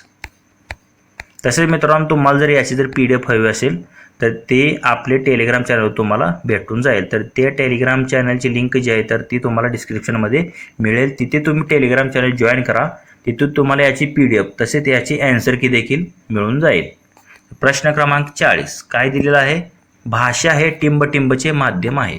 तर आता भाषा कशासाठी वापरतो आपण, तर एकमेकांना संवाद साधायसाठी आपण भाषेचा वापर करतो. म्हणजे ते काय एक प्रकारचं संवादाचं साधन आहे. म्हणजे भाषा जर नसते तर आपण एकमेकांशी संवाद साधू शकलो असतो का, नाही. म्हणून ते एक प्रकारचं संवादाचं माध्यम आहे. म्हणून ऑप्शन सी जे आहे ते आपलं आन्सर असणार आहे. पुढील प्रश्न पाहूयात. प्रश्न क्रमांक 41. तर हा गणितावरती आधारित प्रश्न आहे. काय दिले, स्वाती आणि प्रीती यांच्या आजच्या वयाचे गुणोत्तर 3:5 आहे. म्हणजे आजच्या वयाचं गुणोत्तर दिले 3:5. 7 वर्षानंतर त्यांच्या वयाचे गुणोत्तर 11:16 होईल. तर प्रीतीचे आजचे वय काय. तर आता 7 वर्षानंतरचे गुणोत्तर दिले आणि आजचं गुणोत्तर दिले. तर आपल्या त्यातल्या स्वाती आणि प्रीती आहे, तर त्यातल्या प्रीतीचं आजचं वय जे आहे ते आपल्याला काढायचं आहे. तर कसं काढतो आपण हे, तर आता इथे गणितात दिल्याप्रमाणे आपण लिहून घेऊया. तर काय दिले, स्वाती व प्रीती यांच्या आजच्या वयाचे गुणोत्तर किती दिले, 3:5 दिलेलं आहे. तर आता हे गुणोत्तर जर आपण x प्रमाणात जर घेतलं तर स्वातीचं वय काय होणार आहे, आजचं गुणोत्तर त्यांचं 3:5 आहे स्वाती व प्रीतीचं. स्वातीचं आजचं वय 3x होणार व प्रीतीचं आजचं वय काय, त्याचं गुणोत्तर 5 आहे म्हणून 5x हे प्रीतीचं वय झालं. आता आजचे 7 म्हणजे ह्या दोघींचं आजचं वय आपल्याला मिळालं, स्वातीचं 3x आणि प्रीतीचे 5x. त्यांनी परत काय दिले, 7 वर्षानंतर त्या दोघींच्या वयाचे गुणोत्तर किती होते, 11:16 होतं. म्हणजे स्वातीचं 11 होतं आणि प्रीतीचं 16 होतं. म्हणजे असं आपण म्हणू शकतो. आता 7 वर्षानंतर स्वातीचं वय काय होणार आहे, आजचं 3x आहे. 7 वर्षानंतर 3x अधिक 7 होणार.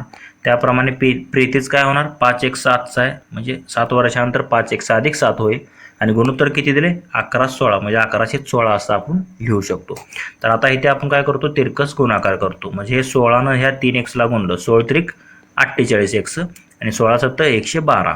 त्याप्रमाणे 11नं 5x गुणलं, 11 पाची 55x आणि 11 सत्तर हे 77. तर आता x एका साईडला घ्यायचं. म्हणजे हे 48x आहे तिकडे 55x मधून वजा होईल आणि ते अधिक 77 आहे इकडे 112 मधून वजा होईल.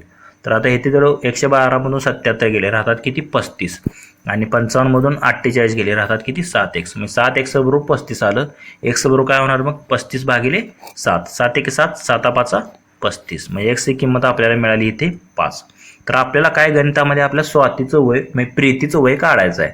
तर प्रीतीचं आजचं वय किती आहे, तर ते 5x आपण मांडलेलं आहे. म्हणजे आजचं वय 5x आहे. x ची किंमत माहिती आहे आपल्याला 5. म्हणजे 5 गुणिले 5 काय झालं, 25 वर्ष जे आहे तर ते काय असणार आहे, तर ते आपल्याला काढायचं होतं, तर ते प्रीतीचे आजचे वय काढायचं होतं. म्हणजे ते किती असणार आहे, तर ते 25 वर्षे असणार आहे. म्हणजेच तरी ते ऑप्शन बी मध्ये तुम्हाला दिसतंय. म्हणजेच प्रीतीचे आजचे वय किती, 25 वर्षे. आणि स्वातीचं जर काढायला सांगितलं असतं 3 हे 15 वर्ष आलं असतं, पण प्रीतीचं विचारलंय म्हणून 25 वर्ष. पुढील प्रश्न, 37° बरोबर किती? तर आता आपल्याला फॅरनाईटमध्ये याचं रूपांतर करायचं आहे. तर 37°ला 98.6 फॅरनाईट असतं. पण आता इथे तुम्हाला कोणतंही तापमान देऊ शकता सेल्सिअसमध्ये, तर त्याचं फॅरनाईटमध्ये कसं रूपांतरित करायचं त्यासाठी एक फॉर्म्युला असतो.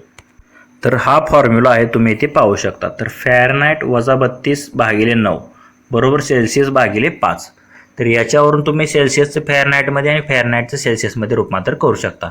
तर आपल्याला इथे सेल्सिअसचं दिलेलं आहे, फॅरनाईटचं काढायचं आहे. म्हणजे F-32/9 बरोबर सेल्सिअस किती दिले, 37, हा भागिले हे 5ला भागिले 5. तर आता हे भागाकारात 9 आहे, तिकडे काय जाणार, ते गुणाकारात जाणार आहे. म्हणजे F-32ला F-32 आणि हे काय होणार, 37 गुणिले 9 भागिले 5. म्हणजे F-32 बरोबर 37 गुणिले 9 जर केलं तर 9 7 63, 3 हातच्याला 6, 9 3 27 आणि 6 33. म्हणजे किती येतं, 333 येतं हे. आणि भागिले 5ला भागिले 5. तर आता F-32 आता ह्या 5 नंतर भागलं तर काय येतं, 5 सक्क 30 उरले 3, परत एकदा 5 सक्क 30, परत उरले 3, परत 5 सक्क 30. म्हणजे 66 पॉईंट काय येतं, 6 येतं. म्हणजे F-32 बरोबर 66.6. म्हणजे F बरोबर काय येणार, हे -32 आहे तिकडे अधिक 32 होईल. मी F बरोबर 66.6 अधिक 32 म्हणजे किती येतं, 98.6° फॅरनाईट. म्हणजे 37° म्हणजे 98.6° फॅरनाईट. तर इथे तुम्हाला 37च्या जागी 38 देऊ शकतात, 39 देऊ शकतात. त्यावेळेस तुम्ही हे सूत्र वापरा, F-32/9 बरोबर सेल्सिअस भागिले 5. तर यावरून तुम्ही फॅरनाईट सेल्सिअस करू शकता, सेल्सिअसचं फॅरनाईट करू शकता. तर इथे आपल्याला फॅरनाईट करायचं होतं, तर ते किती आलं, 98.6. म्हणजेच तर इथे कशामध्ये दिले, ऑप्शन ए मध्ये दिलेलं आहे. 37° सेल्सिअस म्हणजे किती, 98.6° फॅरनाईट. पुढील प्रश्न, प्रश्न क्रमांक 43.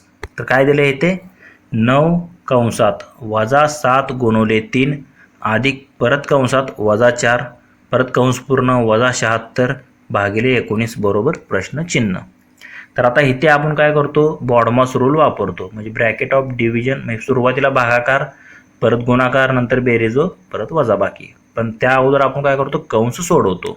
तर आता इथे गणितात दिल्याप्रमाणे तुम्ही पाहू शकता. तर काय दिले, 9 कंसात -7 गुणिले 3 अधिक परत कंसात -4 -76 भागिले 19. तर इथे जर तुम्ही कंस सोडला तर 9ला हे 9 बाहेर राहील, -7 गुणिले 3 7 त्रिक 21 -21 होईल, अधिक हे कंसात -4ला -4 आणि -76 भागिले 19 केलं तर किती येतं, -4 येतं.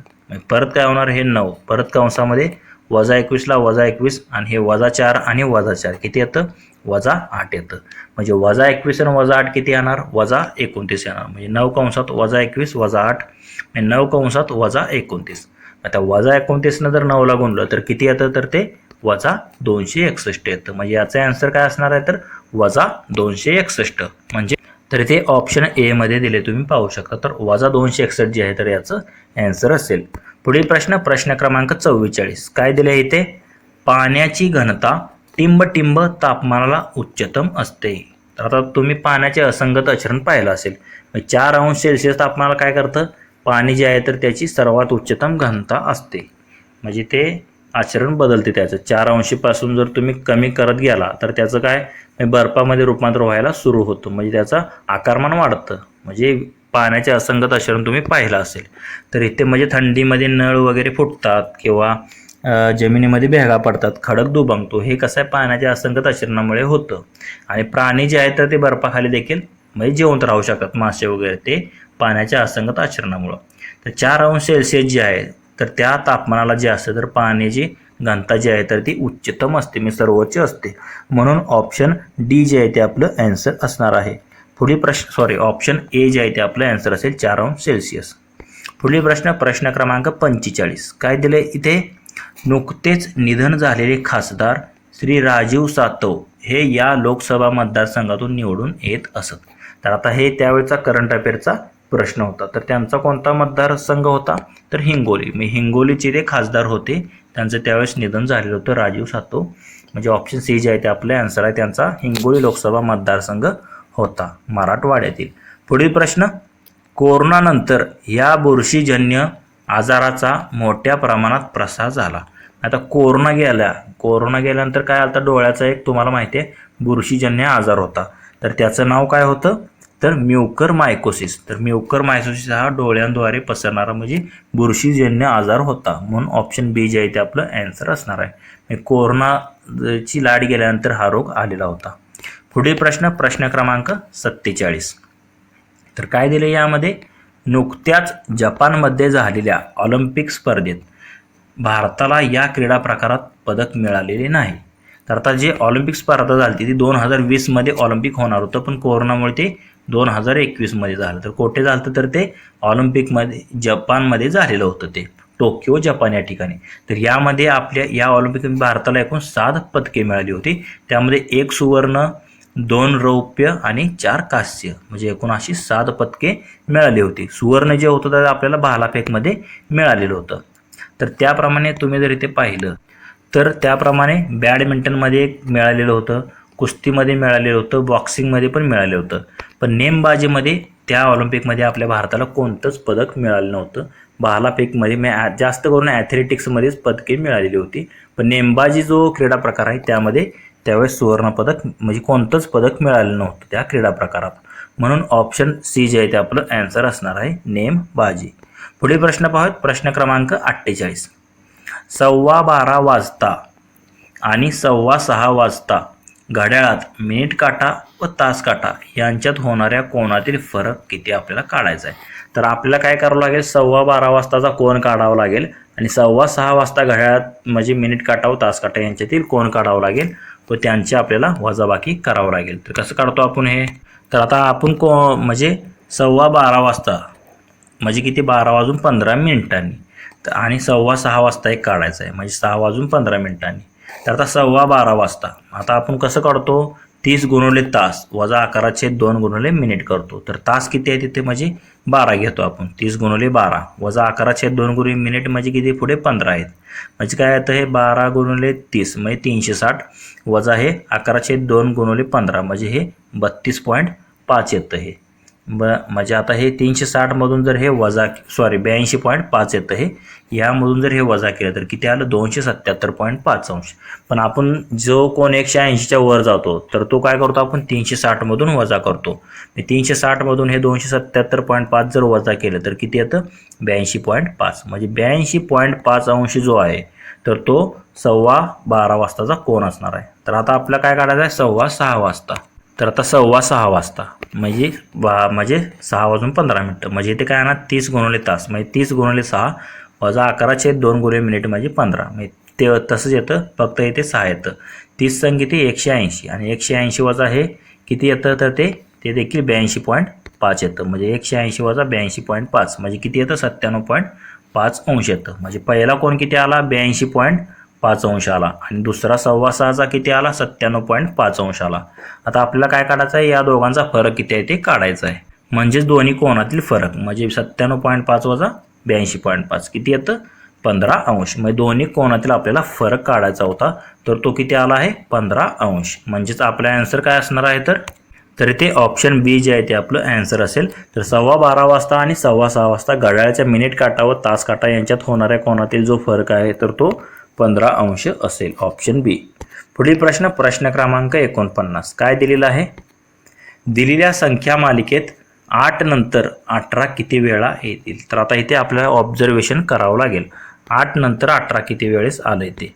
तर आता इथे जर तुम्ही पाहिलं तर इथे एक वेळ दिसते 8 नंतर 18, इथे एक वेळेस दिसते, परत इथे एक वेळेस दिसते, इथे एक आहे, परत इथे एक आहे, इथे एक आहे, परत इथे एक आहे, परत इथे एक आहे आणि इथे एक आहे. म्हणजे 1 2 3 4 5 6 7 8 9 म्हणजे एकूण किती वेळेस दिसते तुम्हाला, तर एकूण 9 वेळेस दिसत आहे. तर 9 पर्याय कशात आहे, ऑप्शन ए मध्ये आहे, म्हणून याचा आन्सर काय असेल, तर ऑप्शन ए 9.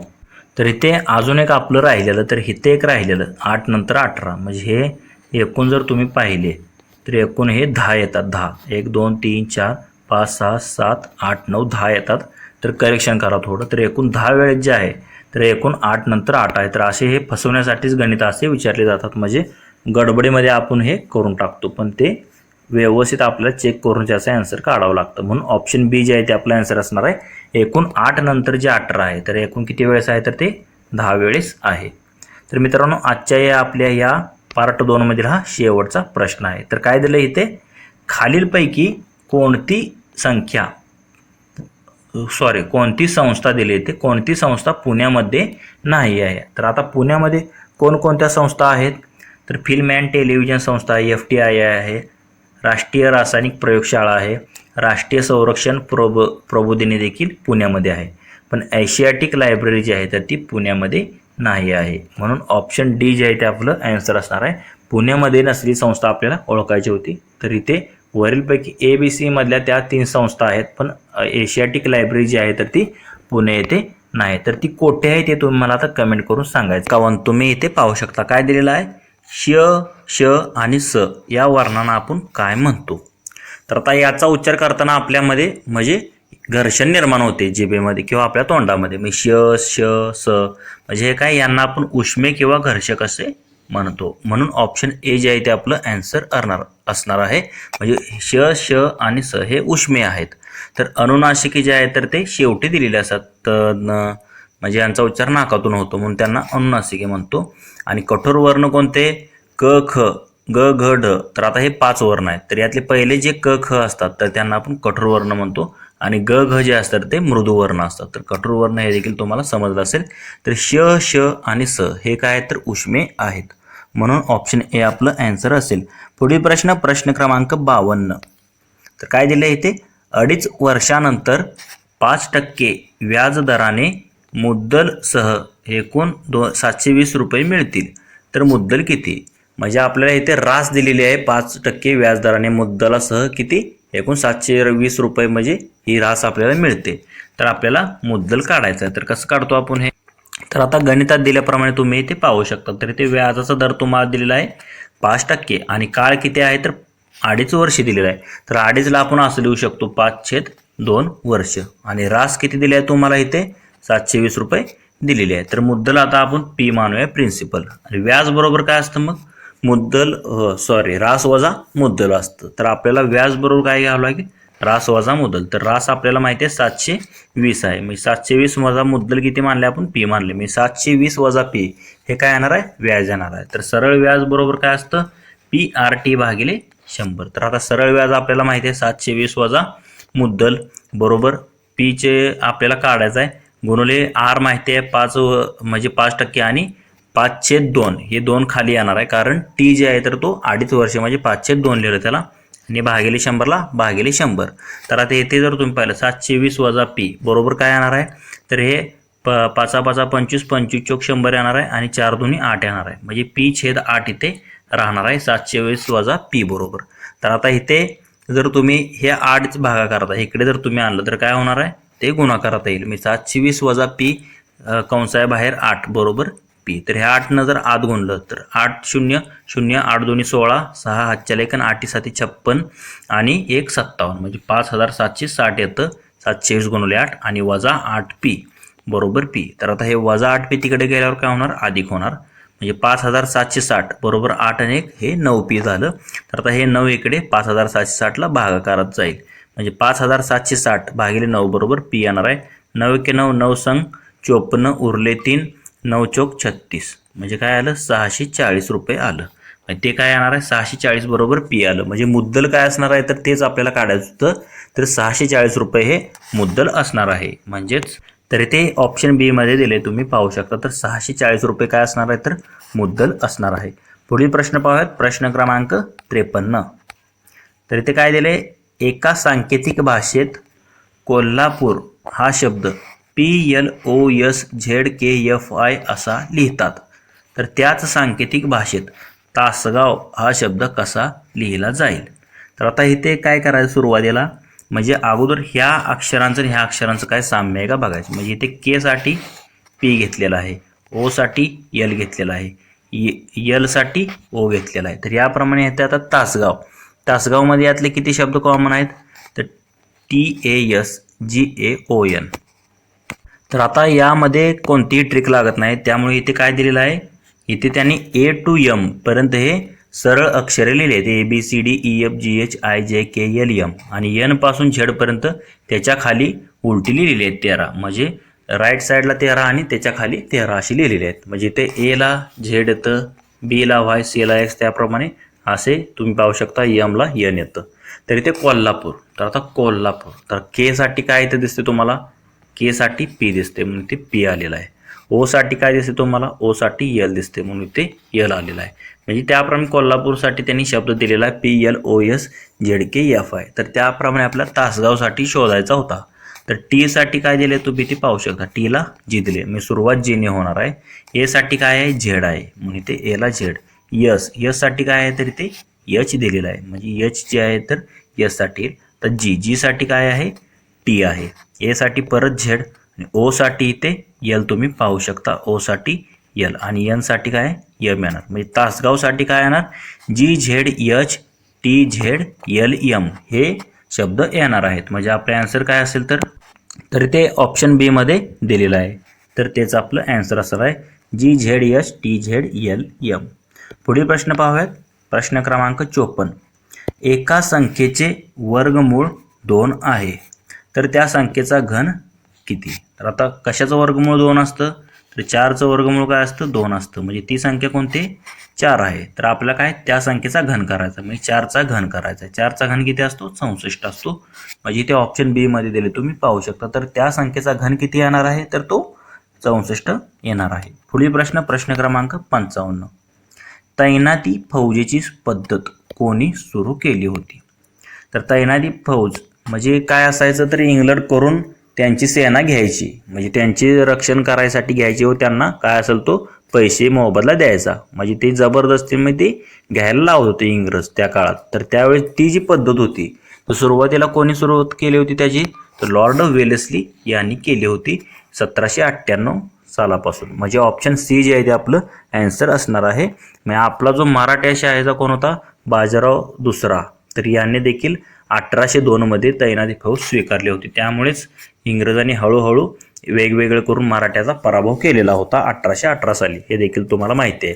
तर ही तैनाती फौज जी होती, तर ती लॉर्ड वेलेस्ली जो गव्हर्नर होता, तर त्याने जे आहे तर ती प्रथमतः सुरू केली होती. म्हणून ऑप्शन सी जे आहे ते आपलं. तर प्रश्न क्रमांक 56 काय दिलेला आहे, मराठी वर्णमालेत टिंब वर्ण आहेत. तर मराठी वर्णमालेत विचारलेलं आहे. तर एकूण किती 12 स्वर आहेत. त्याप्रमाणे 34 जे आहेत तर ते व्यंजने आहेत, 2 जे आहेत तर त्या स्वराज्य आहेत आणि 2 संयुक्त व्यंजने आहेत. तर यांची जर बेरीज केली तर किती येते, 34 आणि 12 तर 46 आणि 46 आणि 4 किती येते, 50 येते. आणि 2 इंग्लिश आहेत, ॲ व ऑ, म्हणजे ते काय आपण मराठीमध्ये पकडत नाही. तर एकूण तसे जर म्हणले तर 52 होतात, पण ते फक्त मराठी वर्णमालेतील विचारलेलं आहे म्हणून किती असणार आहे, तर ते 50 असणार आहेत. म्हणून ऑप्शन सी जे आहे ते आपलं आन्सर असेल. पुढील प्रश्न पाहूयात. प्रश्न क्रमांक 57 काय दिले इथे, एका संख्येची 7 पट व 4 पट यांची बेरीज 66 आहे तर त्या संख्येच्या तेवढ्याच पटीच्या संख्यांची वजाबाकी किती होईल. तर आपल्याला काय करावं लागेल, आता ती संख्या काढावी लागेल. आता ती संख्या आपण आता x मानायची. आता त्या संख्येची 7 पट म्हणजे काय असणार आहे, 7x आणि 4 पट म्हणजे किती असणार आहे, 4x आणि यांची बेरीज किती दिलेली आहे, 66 दिलेली आहे. म्हणजे 7x आणि 4x किती येतं, 11x. 11x बरोबर 66. मग आता x 11 हे 66ला भागाकारात जाईल, x बरोबर 11 संग 66, म्हणजे 6 जी आहे तर ती x ची किंमत आली. तर आता त्या संख्येच्या तेवढ्याच पटीच्या संख्येची आपल्याला वजाबाकी काढायची आहे. तर ती संख्या कोणती आली, 6 आली. त्या संख्येची 7 पट किती येते, 7 चौकोन 42 येते आणि त्या संख्येची 4 पट 6 चौक 24 येते. यांची वजाबाकी आपल्याला काढायची आहे. म्हणजे 42 मधून 24 गेले किती राहतात, तर 18 राहतात. म्हणजे 18 जे आहे तर ते आपलं आन्सर असणार आहे ऑप्शन डी. म्हणजे त्या संख्येच्या तेवढ्याच पटीच्या संख्येची जर वजाबाकी केली तर ती 18 येते. पुढील प्रश्न पाहूयात. प्रश्न क्रमांक 58 कंकण हाती बांधणे या म्हणीचा अर्थ काय. तर ते 4 पर्याय दिलेले आहेत. हातात बांगड्या घालणे, गंडा घालणे, हातावर तुरी देणे की एखादी काम करण्याची प्रतिज्ञा करणे. तर ह्याला काय म्हणतो आपण, कंकण हाती बांधणे म्हणजेच तर एखादी काम करण्याची प्रतिज्ञा हाती करणे. म्हणजे यावर्षी तुम्ही आता प्रतिज्ञाच करा की यावर्षी मी पोलीस होणारच. म्हणजे तुम्ही हाताला आपल्या कंकणच बांधून ठेवा. म्हणजे तुम्ही ती प्रतिज्ञा करा की ह्या वर्षी मी पोलीस होणारच. म्हणून ऑप्शन डी जे आहे ते आपलं आन्सर असणार आहे. मी कंकण हाती बांधणे म्हणजे काय तर एखादे काम करण्याची प्रतिज्ञा करणे होय. पुढील प्रश्न पाहूयात. प्रश्न क्रमांक 59. तर आता इथे काय आपल्याला दिले, आकृती दिलेली आहे. तर या आकृतीमधील एकूण आयतांची संख्या किती काढायची आहे. तर पीडीएफ अशा असल्यामुळे हे थोडं कर्व दिसते तुम्हाला, पण हे आयत आहे. तर हे आपण काय करतो, त्रिकोण काढताना मध्ये संख्या लिहितो. तर इथे देखील संख्या लिहायच्या 1 2 3 आणि इथे 1 आणि 2 लिहायचं. आता ह्यांची जर सर्वांची बेरीज केली 3 आणि 2 5, 5 आणि किती 6 येते. हे 6 आले आणि हे 2 ने किती 3 येतं. मग 6 आणि 3 किती झाले 9. म्हणजे असं डायरेक्ट तुम्ही अंक लिहून काढू शकता. हे 6 आणि हे 3 9. म्हणजे एकूण किती असणार आहेत यामध्ये आयत, तर एकूण 9 आयत असणार आहे. तर 9 कशामध्ये दिले तुम्हाला, ऑप्शन सी मध्ये दिलेलं आहे. तेच आपलं आन्सर असणार आहे. पुढील प्रश्न पाहूयात. प्रश्न क्रमांक 60. काय दिलं इथे, या वाक्यामधील ठळक शब्दांच्या जाती ओळखा. तर आता इथे यश वर झोपायला गेला. तर इथे ठळक शब्द जो आहे, तर इथे वर जो होता तर तो ठळक शब्द होता. आणि इथे यश अंथरुणावर, आता इथे देखील वर आहे, तर अंथरुणावर झोपायला गेला. तर आता इथे वर आणि वर इथे दोन वेगवेगळ्या अर्थाने वापरले. यश वर झोपायला गेला, झोपायला कुठे गेलाय, वर गेलाय. हे जे वर आहे तर ते कसं आहे, तर ते क्रियाविशेषण अवयव म्हणून यात वापरलेलं आहे. आणि यश अंथरुणावर, तर आता इथे नामाला जोडून वर शब्द वापरलेला आहे. तर इथे नामाला जोडून जेव्हा आपण हे शब्द वापरतो त्यांना आपण शब्दयोगी अवयव म्हणतो. म्हणजे इथे क्रियाविशेषण अवयव म्हणून वरचा वापर झालेला आहे आणि इथे शब्दयोगी अवयव म्हणून वापर झालेला आहे. तर कशामध्ये दिले इथे ऑप्शन डी मध्ये दिले, तुम्ही पाहू शकता. मग क्रियाविशेषण पहिल्यांदा आणि नंतर शब्दयोगी अवयव म्हणून त्याचा वापर झालेला आहे. पुढील प्रश्न पाहूयात. प्रश्न क्रमांक 61. काय दिलेलं आहे ते, विंध्य पर्वत हा कोणत्या प्रकारचा पर्वत आहे. तर ऑप्शन दिले ज्वालामुखीय, वली, अवशिष्ट की यापैकी नाही. तर तो कोणत्या प्रकारचा पर्वत आहे विंध्य पर्वत, तर तो अवशिष्ट प्रकारचा पर्वत आहे. म्हणून ऑप्शन सी जे आहे ते आपलं आन्सर असणार. विंध्य पर्वत जो आहे तर तो अवशिष्ट प्रकारचा पर्वत आहे. पुढील प्रश्न पाहूयात. प्रश्न क्रमांक 62. तर इथे काय दिलंय, स्वातंत्र्यवीर सावरकर यांनी 1904 मध्ये कोणती क्रांतिकारकाची संघटना स्थापन केली होती. तर 1900 साली त्यांनी कोणते, तर मित्रमेळा संघटना स्थापन केली होती. तर त्याचेच परत 1904 मध्ये जे आहे तर त्याचेच नामकरण फक्त बदलले आणि काय झाले, तर अभिनव भारत. म्हणजे अभिनव भारत जे आहे तर त्यांनी ती 1904 मध्ये ती क्रांतिकारी संघटना त्यांनी स्थापन केली होती. कोणी, तर स्वातंत्र्यवीर सावरकर यांनी. म्हणून ऑप्शन बी जे आहे ते आपलं आन्सर असणार आहे, अभिनव भारत. पुढील प्रश्न क्रमांक 63. 99 पासून ते 1000 पर्यंतच्या संख्यांमध्ये अशा किती संख्या आहेत ज्यांच्या एकक स्थानी 8 असेल. तर 99 पासून 1000 असं म्हटलेलं आहे. 99च्या गेल्या म्हणजे आता 1 ते 9 मध्ये तुम्ही पाहिलं तर किती असते, 1 ते 9 मध्ये एक वेळेस असते. त्याप्रमाणे म्हणजे 101 ते 109 यामध्ये एक वेळेस येणार. म्हणजे इथं जर तुम्ही पाहिलं तर 79, तर एकूण किती आहेत, तर 100. आता 100 म्हणजे 99 ते आपण 200 पर्यंत बघूया. 108 एक आहे, 118 आहे, 128, 138, 148, 158, 168, 178, 198 आणि 188. म्हणजे एकूण किती आहेत, तर त्या 10 आहेत. म्हणजे 99 ते 200 मध्ये 10 आहेत. तर आपल्याला 99 पासून 1000 पर्यंत काढायचे आहेत. म्हणजे एकूण 900 अंकापर्यंतचे आपल्याला काढायचे आहेत. म्हणजे 900 अंकामध्ये एकूण किती, याला गुणुले 9 करावं लागेल. म्हणजे 10 9 किती 90. म्हणजे एकूण किती वेळेस असणार आहेत, एकक स्थानी फक्त 8 असलं पाहिजे. 1 ते 100 या दरम्यान एकूण किती 10 आहेत. तर आपल्याला 100 फक्त सोडाय, पहिल्या 10 सोडायची त्या फक्त. आता 9 म्हणजे 199 ते 199, परत 199 ते 299, म्हणजे असे 9 वेळेस काढायचे. म्हणजे एकक स्थानी एकूण 8 असलेले असे किती अंक आहेत, तर एकूण 10 9 एकूण 90 आहेत. म्हणून ऑप्शन सी जे आहे ते आपलं आन्सर असणार आहे. पुढील प्रश्न पाहूयात. प्रश्न क्रमांक 64. काय दिले इथे, तर आता इथे एक गणित दिलेलं आहे तुम्हाला. तर इथे काय दिलेलं आहे, तर गोट्यांच्या एका खेळामध्ये लाल गोट्यांपेक्षा 3 पांढऱ्या गोट्या कमी आहेत आणि हिरव्या गोट्यांपेक्षा 5 पांढऱ्या गोट्या जास्त आहेत. जर त्या खोक्यात एकूण 10 पांढऱ्या गोट्या असतील तर त्या खोक्यातील एकूण गोट्या किती आपल्याला काढायचं आहे. तर आता इथे पांढऱ्या रंगाच्या गोट्या दिलेत त्यावरून आपल्याला कोणत्या मिळतील, हिरव्या आणि परत त्यावरून त्या दोघांवरून आपल्याला लाल गोट्या मिळतील. तर कसं काढतो आपण, तर आता इथे गणितामध्ये काय दिले तुम्हाला, एकूण 10 गोट्या आहेत, त्या पांढऱ्या गोट्या दिले 10 आहेत. तर आता लाल रंगाच्या म्हणजे लाल गोट्यांपेक्षा 3 पांढऱ्या गोट्या कमी आहेत. लाल रंगाच्या गोट्या किती असणार आहेत, पांढऱ्या गोट्यांपेक्षा 3 जास्त असणार आहेत, कारण लाल गोट्यांपेक्षा 3 पांढऱ्या कमी आहेत.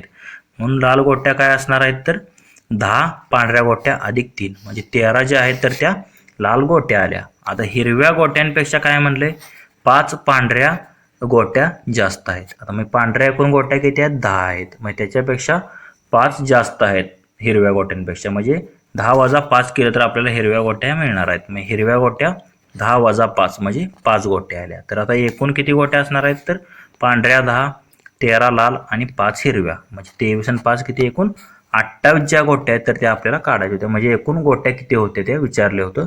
तर एकूण किती आहेत, तर त्या 28 आहेत. म्हणजेच तरी ते ऑप्शन बी मध्ये दिलेलं आहे, तुम्ही पाहू शकता. तर त्या खोक्यातील एकूण गोट्यांची संख्या किती असणार आहे, तर ती 28 असेल.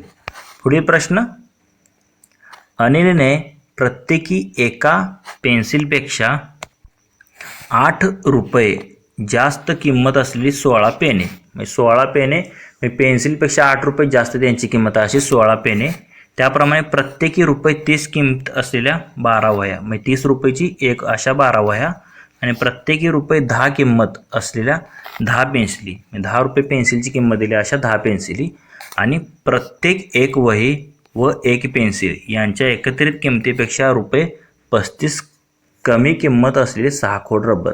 म्हणजे एकूण एक वही आणि एक पेन्सिल यांची जेवढी किंमत आहे तर त्या एकत्रित किमतीपेक्षा 35 रुपये कमी किंमत असलेल्या अशा 6 खोड रबर त्याने खरेदी केलेले आहेत. तर अनिलने खर्च केलेली एकूण रक्कम दाखवणारा आपल्याला पर्याय निवडायचा आहे. मग त्याने एकूण किती रक्कम खर्च केली आपल्याला शोधायचं आहे. तर आता गणितामध्ये काय काय दिले तुम्हाला, तर अनिलने खरेदी केलेल्या आपल्याला गोट्या काढायत. तर त्याने काय केले, 30 रुपये किंमत असलेल्या 12 वह्या खरेदी केल्या. मग 12 वह्यांची किंमत 30 रुपये प्रमाणे किती येणार, 12×36 म्हणजे 360 रुपये त्याने 1 डझन वह्या घेतलेल्या आहेत. त्याप्रमाणे 10 रुपये किंमत असलेल्या त्याने काय केले, 10 पेन्सिली खरेदी केली आहेत. मग 10 पेन्सिली किंमत किती येणार, 10 100 रुपये, म्हणजे 100 रुपयाच्या पेन्सिली, आणि पेन्सिलीपेक्षा 8 रुपये जास्त असलेले 16 पेने. तर पेन्सिलची किंमत 10 आहे, मग 8 रुपये जास्त केले म्हणजे किती, 18 रुपये, म्हणजे 18 रुपये किंमत असलेले असे किती, 16 पेन, म्हणजे 18×16 जर केलं तर किती येतं, 288. मी 288 रुपये 16 पेन प्रत्येकी 18 रुपये प्रमाणे. आणि परत काय म्हटले, एक वही आणि एक पेन्सिल यांची किंमत किती होते, एक वहीची किंमत 30 आहे, एक पेन्सिलची किंमत 40 आहे. तर या 40पेक्षा 35 रुपये कमी किंमत असलेली, म्हणजे 40मधून जर 35 किंमत कमी केली तर किती येते, 5 रुपये. म्हणजे प्रत्येकी 5 रुपयाच्या किती, 6 खोड रबर त्याने खरेदी केलेत. मग 6 खोड रबरांची 5 रुपयाने किती किंमत होते, 6×5 30 रुपये. म्हणजे एकूण त्याचा जर खर्च झाला तर एकूण 360 रुपये 12 वह्यांचे, 10 पेन्सिलीचे 100 रुपये, त्याप्रमाणे 16 पेनांचे 288 आणि 6 खोड रबरांचे 6×5 30 रुपये यांची जर बेरीज केली तर ती किती येते, 778 रुपये. म्हणजे अनिलची एकूण खरेदी किती असणार आहे, तर ती 778 रुपये असणार आहे. म्हणजेच तर इथे ऑप्शन बी मध्ये दिलेला आन्सर तुम्ही पाहू शकता. तर एकूण अनिलने किती, तर 778 रुपये जे आहेत तर ते खरेदी केलेत. ऑप्शन बी त्याचा आन्सर असेल. पुढील प्रश्न, या वाक्यातील ठळक शब्दांचे लिंग ओळखा. तर आता वाक्य काय दिले, आंब्याची बाग घराच्या वरच्या बाजूला आहे. तर आता बाग हे जे शब्द होता तर तो ठळक होता. तर बाग, तर हे बाग जे आहे तर हे कोणत्या याचे लिंग आपल्याला ओळखायचं आहे. तर आपण काय म्हणतो, तो बाग म्हणतो का, नाही. ते बाग म्हणतो का, नाही. म्हणजे हे उभयलिंगी पण नाही. म्हणजे काय म्हणतो, ती बाग म्हणतो, काय म्हणतो, ती बाग. म्हणजे ती बाग हे काय झाले तर ती स्त्रीलिंगीला झाली. म्हणजे बाग या शब्दाचे लिंग कोणतं असणार आहे, तर ते स्त्रीलिंगी असणार आहे. म्हणून ऑप्शन सी जे आहे ऑप्शन ए जे आहे ते आपलं आन्सर असणार आहे, स्त्रीलिंगी. पुढील प्रश्न पाहूयात. प्रश्न क्रमांक 67. काय दिले इथे, सी ही ए ची एकुलती एक नणंद आहे. म्हणजे ए ची जी नणंद आहे तर ती सी, ती एकुलती एक आहे. सी ही बी ची आत्या आहे. म्हणजे बी ची आत्या कोण दिले, सी दिले. डी हा सीचा एकुलता एक भाऊ आहे आणि सीचा एकुलता एक भाऊ कोण दिलेला आहे, डी दिलेला आहे. तर ए आणि डीचे नाते काय, म्हणजे ए ही डीची कोण आहे आपल्याला इथे शोधायचं आहे. तर कसं शोधतो आपण हे, तर आता इथे काय दिलंय, ए ची नणंद कोण आहे, तर ती सी दिलेली आहे. ए ची नणंद इथे तुम्हाला दिसते सी दिलेला आहे आणि सीचा एकुलता एक भाऊ कोण आहे, तर इथे डी दिलेला आहे. म्हणजे जे पुल्लिंगी आहे त्यांना आपण चौकोन करतो आणि स्त्रीलिंगी आहे त्याला गोल करूया. म्हणजे सीचा एकुलता एक भाऊ कोण आहे, डी आहे आणि सी जी आहे तर ती ए ची नणंद आहे, कारण सीचा एकुलता एक भाऊ डी आहे. त्याप्रमाणे अजून काय दिलेले, सी जी आहे तर ती बी ची आत्या आहे. म्हणजे बी ची आत्या कोण आहे, सी आहे आणि सी ला कोण, एकुलता एकच भाऊ आहे. म्हणजे ए जी तिची नणंद, ए ची जी नणंद आहे सी, मी सी ची कोण झाली, ए ही त्याच्या भावाची बायको म्हणजे वहिनी झाली. म्हणजे ए जी आहे तर ती डी ची बायको झाली आणि बी जो आहे तर बी जी आहे तर ती ए ची मुलगी दिलेली आहे. म्हणजे बी ही म्हणजे स्त्रीलिंगी दिलं होतं, ए ची मुलगी आहे. म्हणजे डी ची सुद्धा काय असणार आहे, हे दोघे नवरा बायको असणार आहे आणि ए आणि डी या दोघांची मुलगी कोण असणार आहे, बी असणार आहे. म्हणजे ही बी ची जी आहे तर ती सी आत्या आहे. तर आपल्याला काय विचारले, ए ही डी ची कोण आहे, तर ए ही डी ची कोण असणार आहे, तर ती त्याची बायको म्हणजेच पत्नी असणार आहे ए ही डी ची. म्हणजे आपला आन्सर काय असेल, तर ए ही डी ची जी आहे तर ती पत्नी असेल. पुढील प्रश्न पाहूयात, प्रश्न क्रमांक 68. तर काय दिले इथे, 2x बरोबर 3y बरोबर 4z.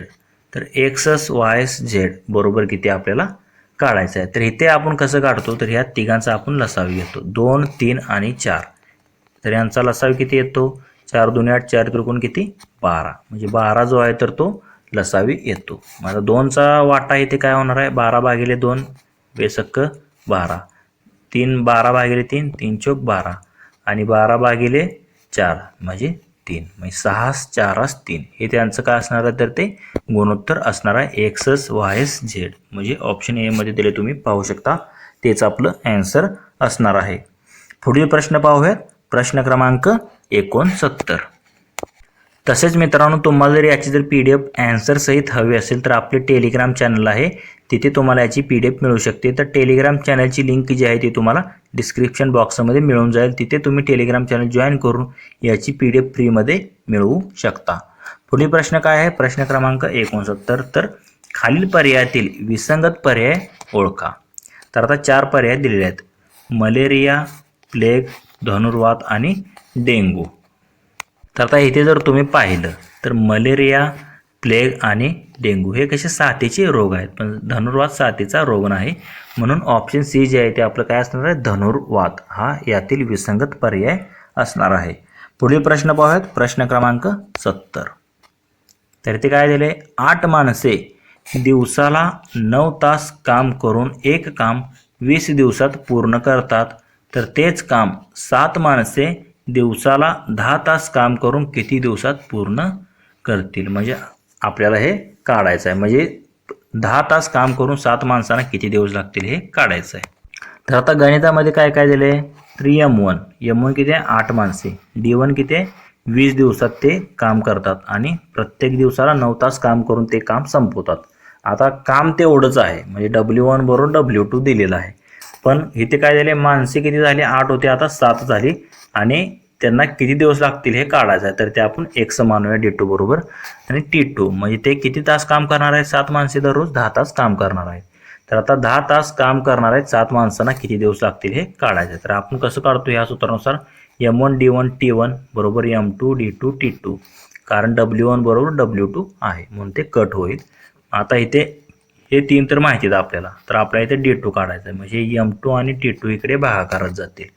M1 D1 T1 भागिले M2 T2 बरोबर D2 येणार आहे. तर आता M1 D1 T1 दिलेलं आहे, 8 गुणिले 20 गुणिले 9 भागिले M2 आणि T2 म्हणजे 7 आणि 10 भागिले 7 आणि 10, 10 1 10, 10 2 20. त्याप्रमाणे 8 9 72, 72 2 किती 144, म्हणजे 144 भागिले 7 आलं. 144ला जर 7ने भागलं तर किती येतं, 7 1 7, 7 2 14, परत उरले 4, म्हणजे 7 0 0 उरले 4, म्हणजे 4/7, म्हणजे 4 बाकी उरते इथे, 20 7 140, म्हणजे 20.4/7 आलं. म्हणजे 144/7, म्हणजे तेच काय असणार आहे, D2 असणार आहे.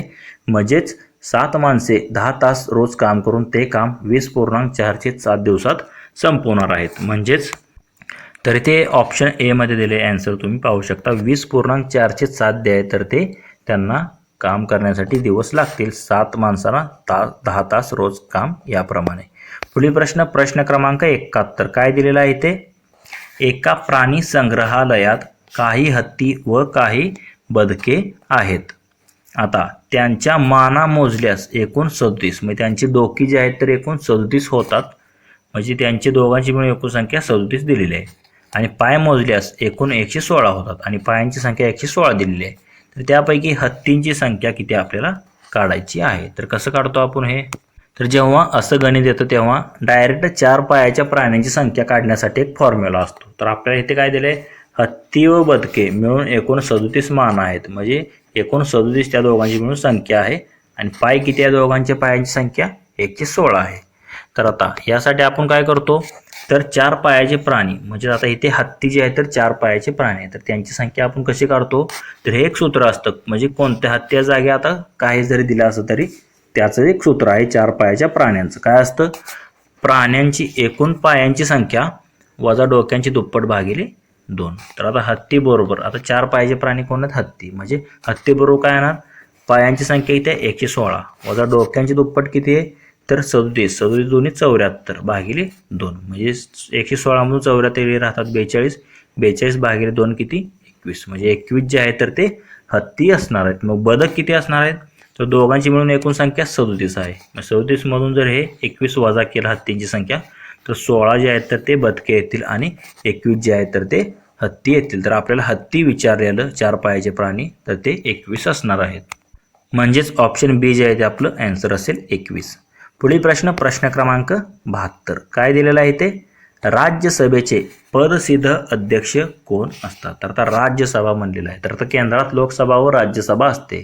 तर आपले भारताचे उपराष्ट्रपती जे असतात तर ते काय असतात, तर राज्यसभेचे पदसिद्ध अध्यक्ष असतात. म्हणजेच राज्यसभेचा जे सभागृह आहे तर त्यांना आपला सभापती निवडण्याचा अधिकार नसतो किंवा अध्यक्ष म्हणतो त्याला आपण, कारण ते पदसिद्ध जे आहे तर ते उपराष्ट्रपती असतात. म्हणून ऑप्शन ए जे आहे ते आपलं आन्सर असणार आहे. पुढील प्रश्न पाहूयात. प्रश्न क्रमांक 73. तर इथे काय दिले, रेषेला बिंदू म्हटले, बिंदूला किरण म्हटले, किरणला त्रिकोण म्हटले, त्रिकोणाला चौकोन म्हटले, चौकोनाला वर्तुळ म्हटले आणि वर्तुळाला आयत म्हटले. तर जीवा हा घटक कोणत्या आकृतीत काढता येईल. तर आता जेव्हा आपण कशामध्ये काढतो, तर वर्तुळामध्ये काढतो. म्हणजे हे जर वर्तुळ असेल तर यामध्ये आपण अशी जेव्हा काढतो. म्हणजे कुठल्याही 2 पॉईंटला जोडतो तर त्याला आपण जेव्हा म्हणतो. पण आपल्याला इथे आता हा घटक आता दिलेले ह्या गणिताप्रमाणे कशामध्ये दाखवायचा आहे, तर जेव्हा असं गणित येतं तर हे जे दिलंय तर ते सगळं सत्य असं म्हणायचं. तर आता जेव्हा आपण वर्तुळामध्ये काढतो तर ते वर्तुळाला काय म्हणले ते लक्षात घ्यायचं. तर वर्तुळाला आयत म्हटलेले आहे. म्हणजे दिलेल्या गणिताप्रमाणे आपण जे आहे तर ते जेव्हा हा जो घटक आहे तर तो कशामध्ये काढणार आहे, तर वर्तुळाला आयत म्हणले. म्हणून आयतामध्ये जे आहे तर ते आपण जे आहे तर ते जेव्हा काढणार आहोत. म्हणून ऑप्शन डी जे आहे तर ते दिलेल्या प्रश्नाचं आन्सर असणार आहे. पुढील प्रश्न पाहूयात. प्रश्न क्रमांक 74. तर काय दिले इथे, मिलिंद या शब्दाला समानार्थी नसणारा शब्द आपल्याला कोणता तो निवडायचा आहे. म्हणजे मिलिंद, मिलिंदला आपण काय म्हणतो, भुंगा म्हणतो. म्हणजेच भ्रमर म्हणतो, भुंगा म्हणतो आणि अली म्हणतो. म्हणजे हे 3 जे आहेत तर ACD भ्रमर, अली, भुंगा, मिलिंद हे काय आहे तर ते भुंग्याचे समानार्थी शब्द आहेत. पण अभि जो आहे तर त्याचा समानार्थी शब्द नाही. म्हणून ऑप्शन बी जे आहे तर तेच आपलं आन्सर असणार आहे. तर मिलिंद या शब्दाला समानार्थी नसणारा शब्द कोणता असेल तर तो अभि असेल, ऑप्शन बी. तर मित्रांनो, आपला जो पार्ट चालू आहे पोलीस भरती SRPFचा गट क्रमांक 7चा पार्ट 3, तर त्याचा आपला हा आजचा पार्ट 3 मध्ये शेवटचा प्रश्न क्रमांक 75. काय दिले इथे, मस्तक हा टिंब शब्द आहे. तर आता ऑप्शन दिले तत्सम, तद्भव, देशिकी, परभाषीय. परभाषीय म्हणजे इतर भाषेतून आलेल्या आपल्या मराठी भाषेमध्ये.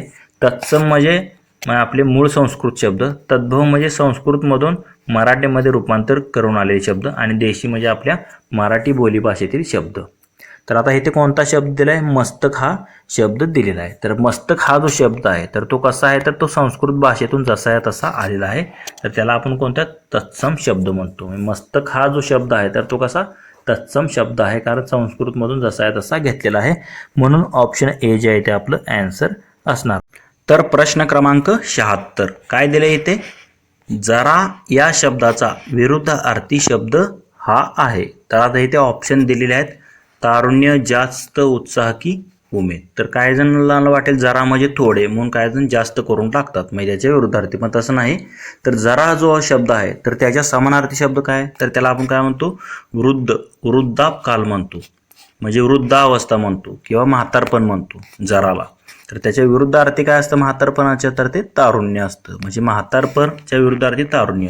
जराच्या विरुद्धार्थी काय येणार? तर तारुण्य येणार. म्हणून ऑप्शन ए जे आहे ते आपलं आन्सर असेल. पुढील प्रश्न पाहूयात, प्रश्न क्रमांक 77. तर आता इथे साधं सिम्प्लिफिकेशन दिलेलं आहे. तर इथे छेद समान आहेत दोन्ही, 4/3 आणि 8/3 दिलेलं आहे. तर आपण काय करतो? छेद समान असल्यास दिलेल्या अंकाची बेरीज करतो अंशाची. 8 आणि 4 किती? 12 आणि भागिले 3. 3 1 3, 3 चौक 12. म्हणजे काय यायला पाहिजे इथे आन्सर? तर 4 यायला पाहिजे अधिक 4. तर ऑप्शन बी मध्ये दिलेला आहे. तर साधा सिंपल हा प्रश्न होता. पुढील प्रश्न पाहूयात, प्रश्न क्रमांक 78. आई वडिलांनी मुलांना मायेने वाढवले या वाक्यात कुठला प्रयोग आहे? तर आता इथे प्रयोग आपल्याला ओळखायचा आहे. तर आता इथे वाक्य काय दिले? आई वडिलांनी मुलांना मायेने वाढवले. तर इथे जर तुम्ही पाहिलं तर आई वडिलांनी, तर इथे तुम्ही जर क्रियापदाला प्रश्न विचारला तर मायेने वाढवले, म्हणजे मायेने वाढवणारे कोण आहेत? तर आई वडील आहेत.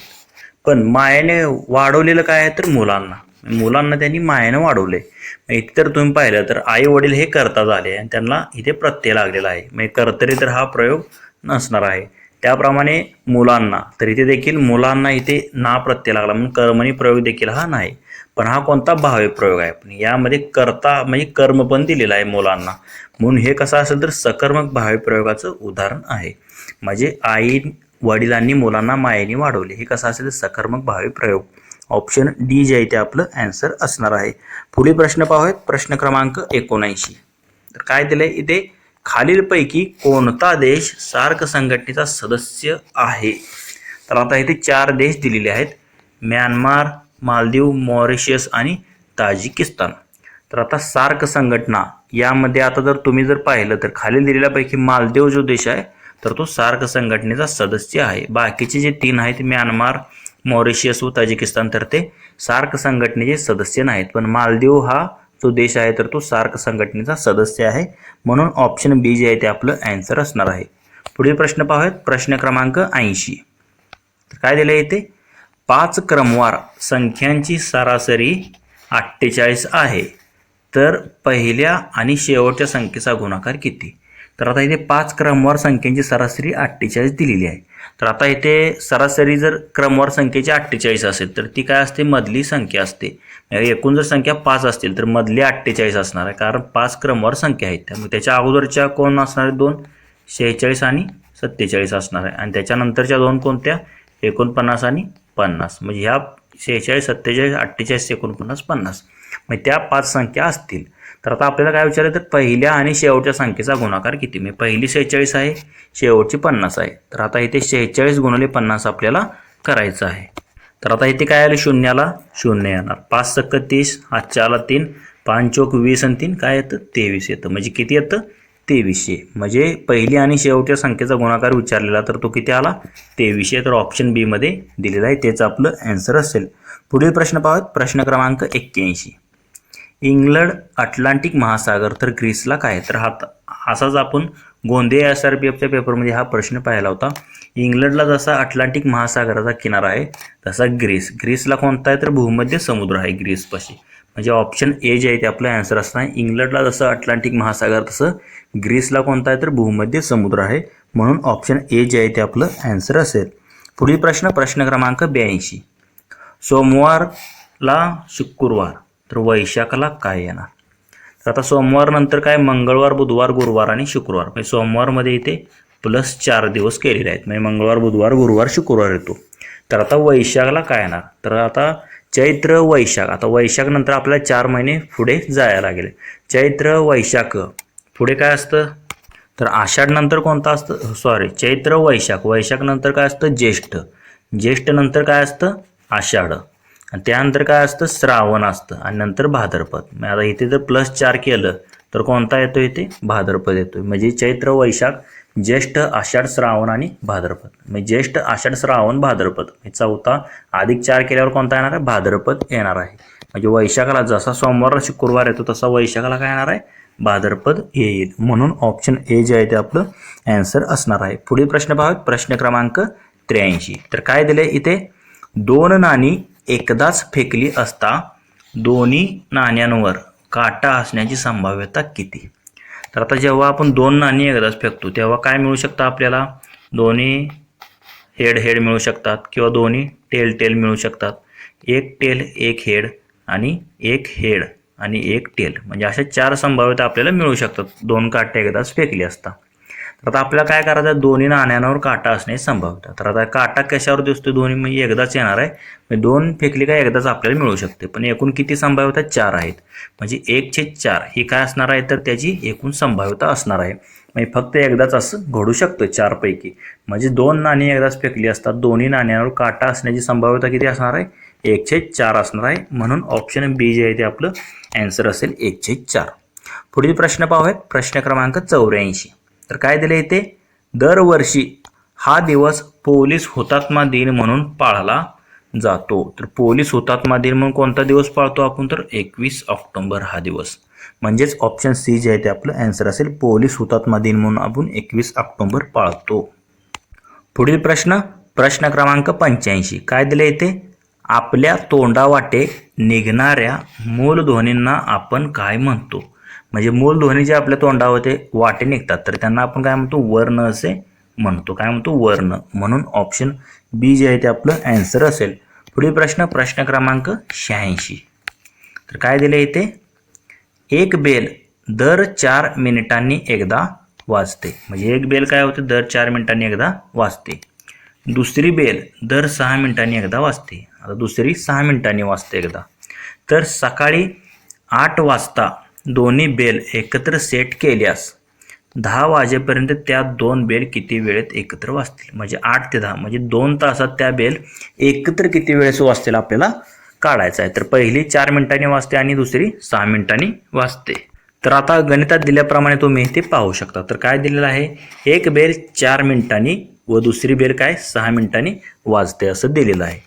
तर आता दोन्ही बेल एकत्र केल्यास 8 ते 10 पर्यंत किती वेळा त्या बेल वाजतील आपल्याला काढायचं. तर आता 8 ते 10 या वेळेमध्ये किती तास होतात 2 तास येतात.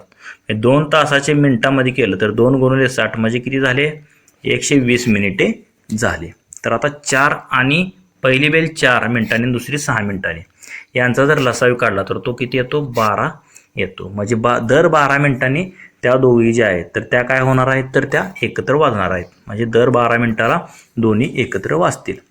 तर आता एकूण किती मिनिटं आहेत आपल्याकडे 120 मिनिटं आहेत. मग 120 मिनिटाला किती वेळेस एकत्र वाजणार तर ह्या 120ला काय करावं लागेल ह्या 12ने आपल्याला भागावं लागेल. मग 120 भागिले 12 जर केलं तर किती येतं 10.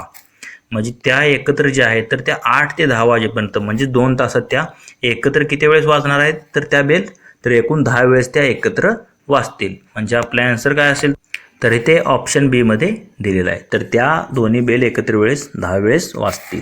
पुढील प्रश्न प्रश्न क्रमांक 87. काय दिले इथे मुंबई पुणे द्रुतगती मार्ग चौपदरी आहे. या वाक्यात कोणत्या प्रकारचे संख्या विशेषण आहे. म्हणजे आता चौपदरी तर हे चौपदरी कोणत्या प्रकारचं संख्या विशेषण आहे आपल्याला ओळखायचं आहे. तर हे असा उच्चार आपण कशामध्ये करतो तर आवृत्ती साधलेली असते जेव्हा म्हणजे दुपदरी त्रिपदरी चौपदरी असे कधी म्हणतो आपण तर ते आवृत्तीवाचक विशेषणामध्ये याचा म्हणजे उच्चार करतो. म्हणून चौपदरी जे आहे तर ते कसं आहे तर ते आवृत्तीवाचक म्हणजे संख्या विशेषण असणार आहे. क्रमवाचक म्हणजे काय पहिला नंबर दुसरा नंबर तिसरा नंबर. गणनावाचक म्हणजे काय 1 2 3 4 असे आपण गणना करतो. आणि पृथकत्ववाचक म्हणजे काय 1 1 ची जोड 2 2 ची जोड 4 4 ची जोड असं आपण म्हणतो. हे पृथकत्वमध्ये येतं. पण आवृत्तीवाचक म्हणजे चौपदरी येणार आहे. म्हणून ऑप्शन हे जे आहे ते आपलं आन्सर असेल. पुढील प्रश्न प्रश्न क्रमांक 88. तर हा सरासरी वरती आधारित प्रश्न आहे. काय दिले क्रिकेटच्या पहिल्या 10 षटकामध्ये धावांची सरासरी 3.2 होती. तर उरलेल्या 40 षटकामध्ये 282 धावा पूर्ण करण्यासाठी धावांची सरासरी किती असावी?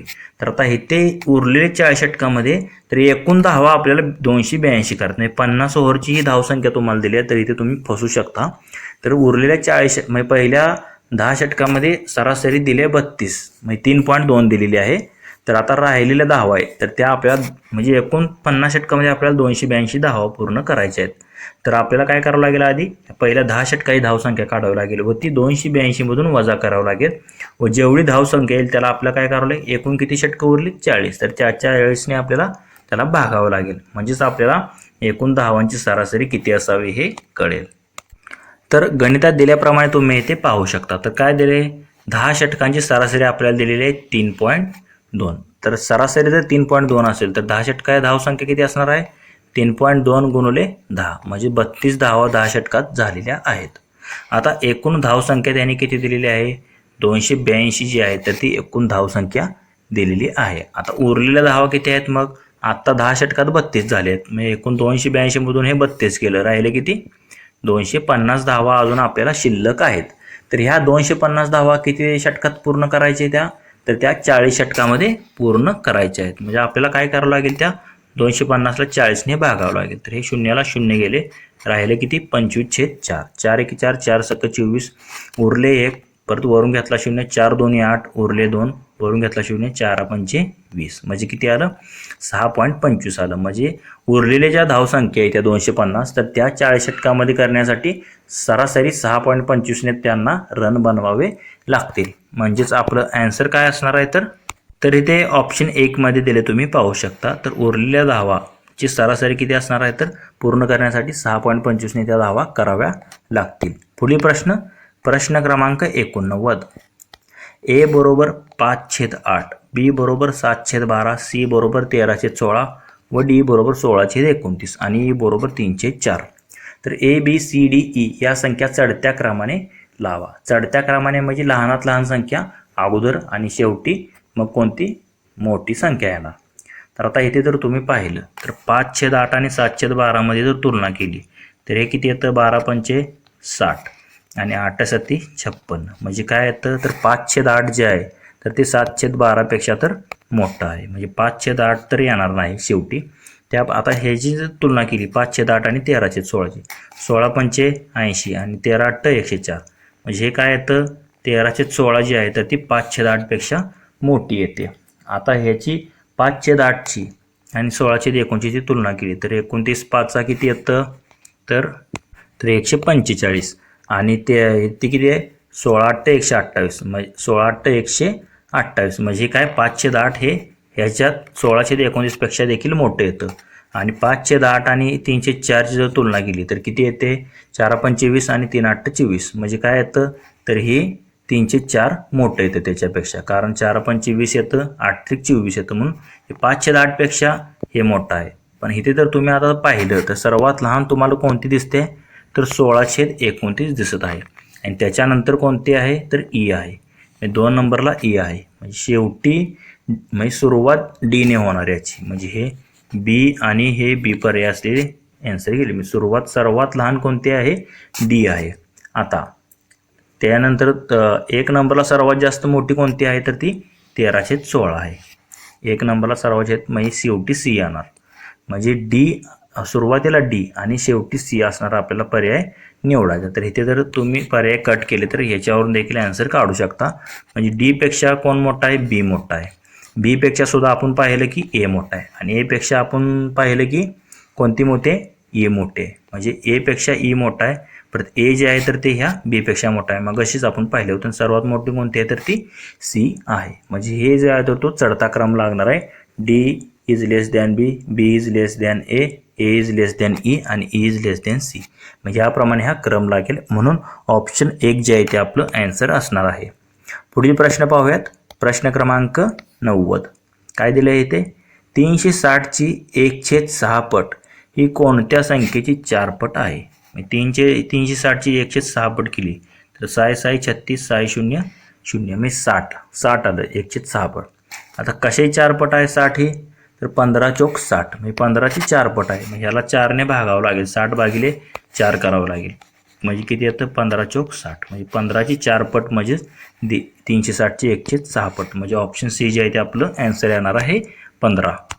पुढील प्रश्न पाहूयात. प्रश्न क्रमांक 91.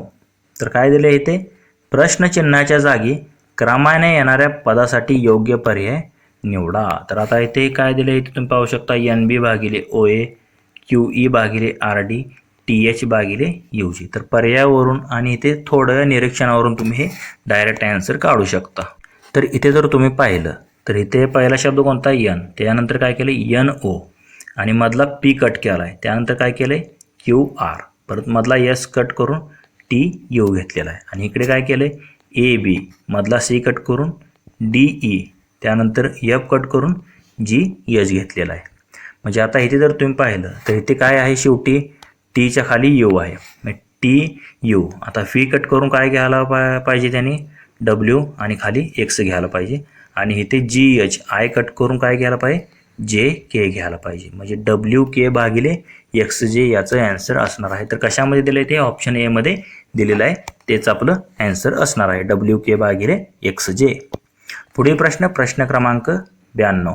तर काय दिले इथे, 180 मीटर लांबीची एक रेल्वे गाडी 162 किलोमीटर प्रति तास इतक्या वेगाने प्रवास करीत असल्यास ती तिच्या मार्गातील एक बोगदा 20 सेकंदात ओलांडून जाते. तर त्या बोगद्याची लांबी किती आपल्याला काढायची आहे.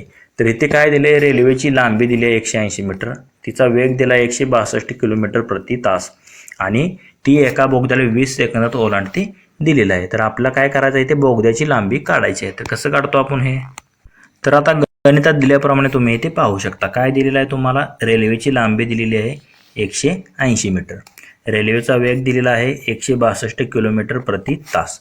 तर आता इथे सगळं मीटरमध्ये दिले म्हणून हे 162 किलोमीटर प्रति तास जे आहे ते आपण आधी मीटर पर सेकंदमध्ये करून घ्यायचं. म्हणजे गुणले आपण काय करतो 5/18 करतो.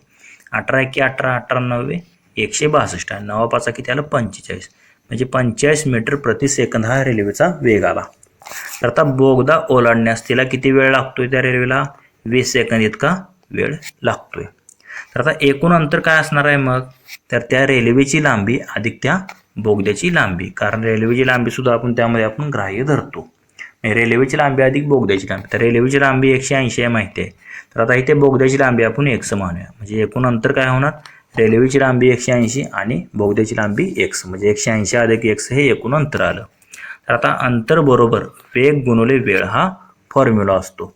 तर आता अंतर माहिती आहे आपल्याला 180 अधिक X आहे, बरोबर वेग किती आहे 45 मीटर पर सेकंद आणि वेळ किती आहे 20. म्हणजे आता इथे जर तुम्ही पाहिलं 45 दोन्ही किती येतं, हे 900 येतं आणि 45 दोन्ही 90 आणि वाढता 0 म्हणजे हे 900 आलं आणि हे 180 अधिक X ला 180 अधिक X, म्हणजे X बरोबर काय होणार, हे 900 मधून 180 वजा होणार. म्हणजे X बरोबर काय होईल, तर 900 मधून 180 गेलं तर आता किती 720, म्हणजे X ची किंमत किती आली 720, म्हणजे 720 मीटर ती काय आपण मानलेली बोगद्याची लांबी मानलेली. तर बोगद्याची लांबी किती असणार आहे 720 मीटर असेल. म्हणजेच आपला आन्सर काय असेल, तर ते ऑप्शन बी मध्ये दिलेलं आहे. तर त्या बोगद्याची लांबी 720 मीटर असेल. तसेच मित्रांनो, तुम्हाला जर याची जर PDF हवी असेल तर आपले टेलिग्राम चॅनल सुद्धा आहे, त्याची लिंक तुम्हाला डिस्क्रिप्शनमध्ये मिळून जाईल. तर तिथे तुम्ही याचे आन्सर की सहित PDF फ्रीमध्ये मिळवू शकता टेलिग्राम चॅनल जॉईन करून. तर प्रश्न क्रमांक 93 काय दिलेला आहे, 12 सेकंदात एक याप्रमाणे अर्ध्या तासात किती पोळ्या लाटून होतील. तर आता 12 सेकंदाला एक पोळी लाटून होते. तर आता अर्ध्या तासात, आता अर्ध्या तासात म्हणजे किती 30 मिनिट, 30 मिनिटात सेकंद किती असतात 30 × 60 जर केलं तर किती येतं 6 18 आणि वरचे 2 शून्य, म्हणजे 1800 सेकंद होतात. म्हणजे एका सेकंदात 12 सेकंदात एक पोळी, तर 1800 सेकंदात 18 भागिले 12 म्हणजे किती येतं 12 × 12 उरले 6, 12 × 5 60, 12 0 0 किती आलं 150 आलं. तर 150 कशामध्ये दिलं आहे, तर ऑप्शन बी मध्ये दिलेलं आहे. म्हणजे 12 सेकंदाला एक याप्रमाणे अर्ध्या तासात 150 पोळ्या लाटून होतील, म्हणून ऑप्शन बी जे आहे ते आपलं आन्सर असणार आहे. पुढील प्रश्न पाहूयात, प्रश्न क्रमांक 94. तर काय दिले यामध्ये, परिसंवादासाठी जमलेल्या सहभागीपैकी 32 व्यक्ती चहा पितात 35 व्यक्ती कॉफी पितात आणि 22 जण चहा आणि कॉफी पितात, तर परिसंवादासाठी जमलेल्या व्यक्तींची संख्या निवडा. म्हणजे एकूण परिसंवादासाठी किती व्यक्ती जमले होते आपल्याला काढायचं आहे. तर आता कसं काढतो आपण, हे व्हेन डायग्रॅमने काढतो. तर आता परिसंवादासाठी जमल्या 32 व्यक्ती चहा पितात, म्हणजे हे चहा पिणारे आणि हे दुसरा गोल जे आहे तर ते कॉफी पिणारे. 32 व्यक्ती काय हे चहा पितात आणि 35 व्यक्ती कॉफी पितात आणि 22 जे आहे तर ते चहा आणि कॉफी मिळून पितात. म्हणजे एकूण व्यक्ती आपण कसे काढतो, तर चहा पिणारे प्लस कॉफी पिणारे किती येतात, 32 अधिक 35 करतो आणि ह्याच्यामधून काय करतो आपण वजा परत करतो. म्हणजे दोन्ही पिणारे 22 आहेत म्हणून ह्यांच्या बेरजेमधून आपण काय करतो 22 वजा करतो. तर हे किती येतं 67 येतं. म्हणजे 67 मधून जर 22 वजा केलं, कारण ते दोघंही पितात म्हणून 22 वजा करावं लागतं. 7 मधून 2 गेले 5 राहिले, 6 मधून 2 गेले 4 राहिले, किती आलं 45. म्हणजे एकूण त्या तिथे जमलेल्या व्यक्तींची संख्या किती असणार आहे चहा आणि कॉफी पिण्यासाठी, तर एकूण 45 असणार आहे. म्हणून ऑप्शन डी जे आहे ते आपलं आन्सर असेल. पुढील प्रश्न क्रमांक 95. तर काय दिले, हे संप्रेरक शरीरातील ग्लुकोज, मेद व ॲमिनो आम्ले यांच्या चयापचय नियंत्रित करते. तर 4 संप्रेरक दिलेले आहेत, इन्सुलिन, ग्लोबुलिन, हिमोग्लोबिन आणि बिलोग्लोबिन. तर ह्या 4 पैकी कोणता आहे तर ते इन्सुलिन आहे. तर इन्सुलिन काय करतं आपल्या शरीरातील मेद, ग्लुकोज, ॲमिनो आम्ले यांचे चयापचय नियंत्रण ठेवते. म्हणून ऑप्शन ए जे आहे ते आपलं आन्सर असणार आहे. पुढील प्रश्न पाहूया, प्रश्न क्रमांक 96. तर काय दिले यामध्ये, CLAIM. तर यासाठी इथे DNDMR असं वापरलेलं आहे. CLAIM साठी DNDMR, तर CHARGE साठी काय येईल. इथे जर तुम्ही पाहिलं तर C नंतर काय असतं D असतं, L नंतर काय असतं M कट करून N घेतलेला आहे, A नंतर B आणि C 2 शब्द कट करून D घेतलेला आहे, I नंतर परत आता 3 शब्द कट करून M घेतलेला आहे, म्हणजे JKL कट करून M घेतलेला आहे आणि M नंतर 4 शब्द NOPQ कट करून म्हणजे पुढे R घेतलेला आहे. म्हणजे पहिल्यांदा 1 शब्द, परत 2 शब्द, परत 3 शब्द आणि परत 4 शब्द याप्रमाणे वाढत गेलेला आहे. त्याप्रमाणे चार्ज. आता C नंतर काय यायला पाहिजे सुरुवात, तर इथे D ने यायला पाहिजे. तर H नंतर 1 शब्द कट करायचा I त्यानंतर काय येतं J येतं, त्यानंतर A नंतर B C कट करून D येणार, म्हणजे DJD अशी सुरुवात असणारे. आता पर्यायामध्ये आहे का, तर इथे 2 ऑप्शन आहेत म्हणून अजून एक काढावं लागेल. तर आता R नंतर काय STU 3 शब्द कट करून आपल्याला काय करायचं फी करावं लागेल. म्हणजे DJDV कशामध्ये दिसते, तर एकच पर्याय दिसतोय ऑप्शन बी. म्हणजे DJDV एवढं संपूर्ण काढायची सुद्धा गरज नाही, म्हणजे 2-3 काढलं तरी तुम्हाला त्यातून निघून जातं आन्सर. म्हणजे आन्सर काय येणार आहे आपलं DJDVLK हे CHARGE साठी येणार आहे. म्हणून ऑप्शन बी आपलं आन्सर असणार आहे. पुढील प्रश्न क्रमांक 97. तुझशी या शब्दाची विभक्ती ओळखा. तर इथे शी हा प्रत्यय लागलेला आहे. तर ने ए शी आणि निशी इही हे प्रत्यय कशामध्ये लागतात, तर ते तृतीय विभक्तीमध्ये लागतात. तर साधा सोपा हा प्रश्न होता.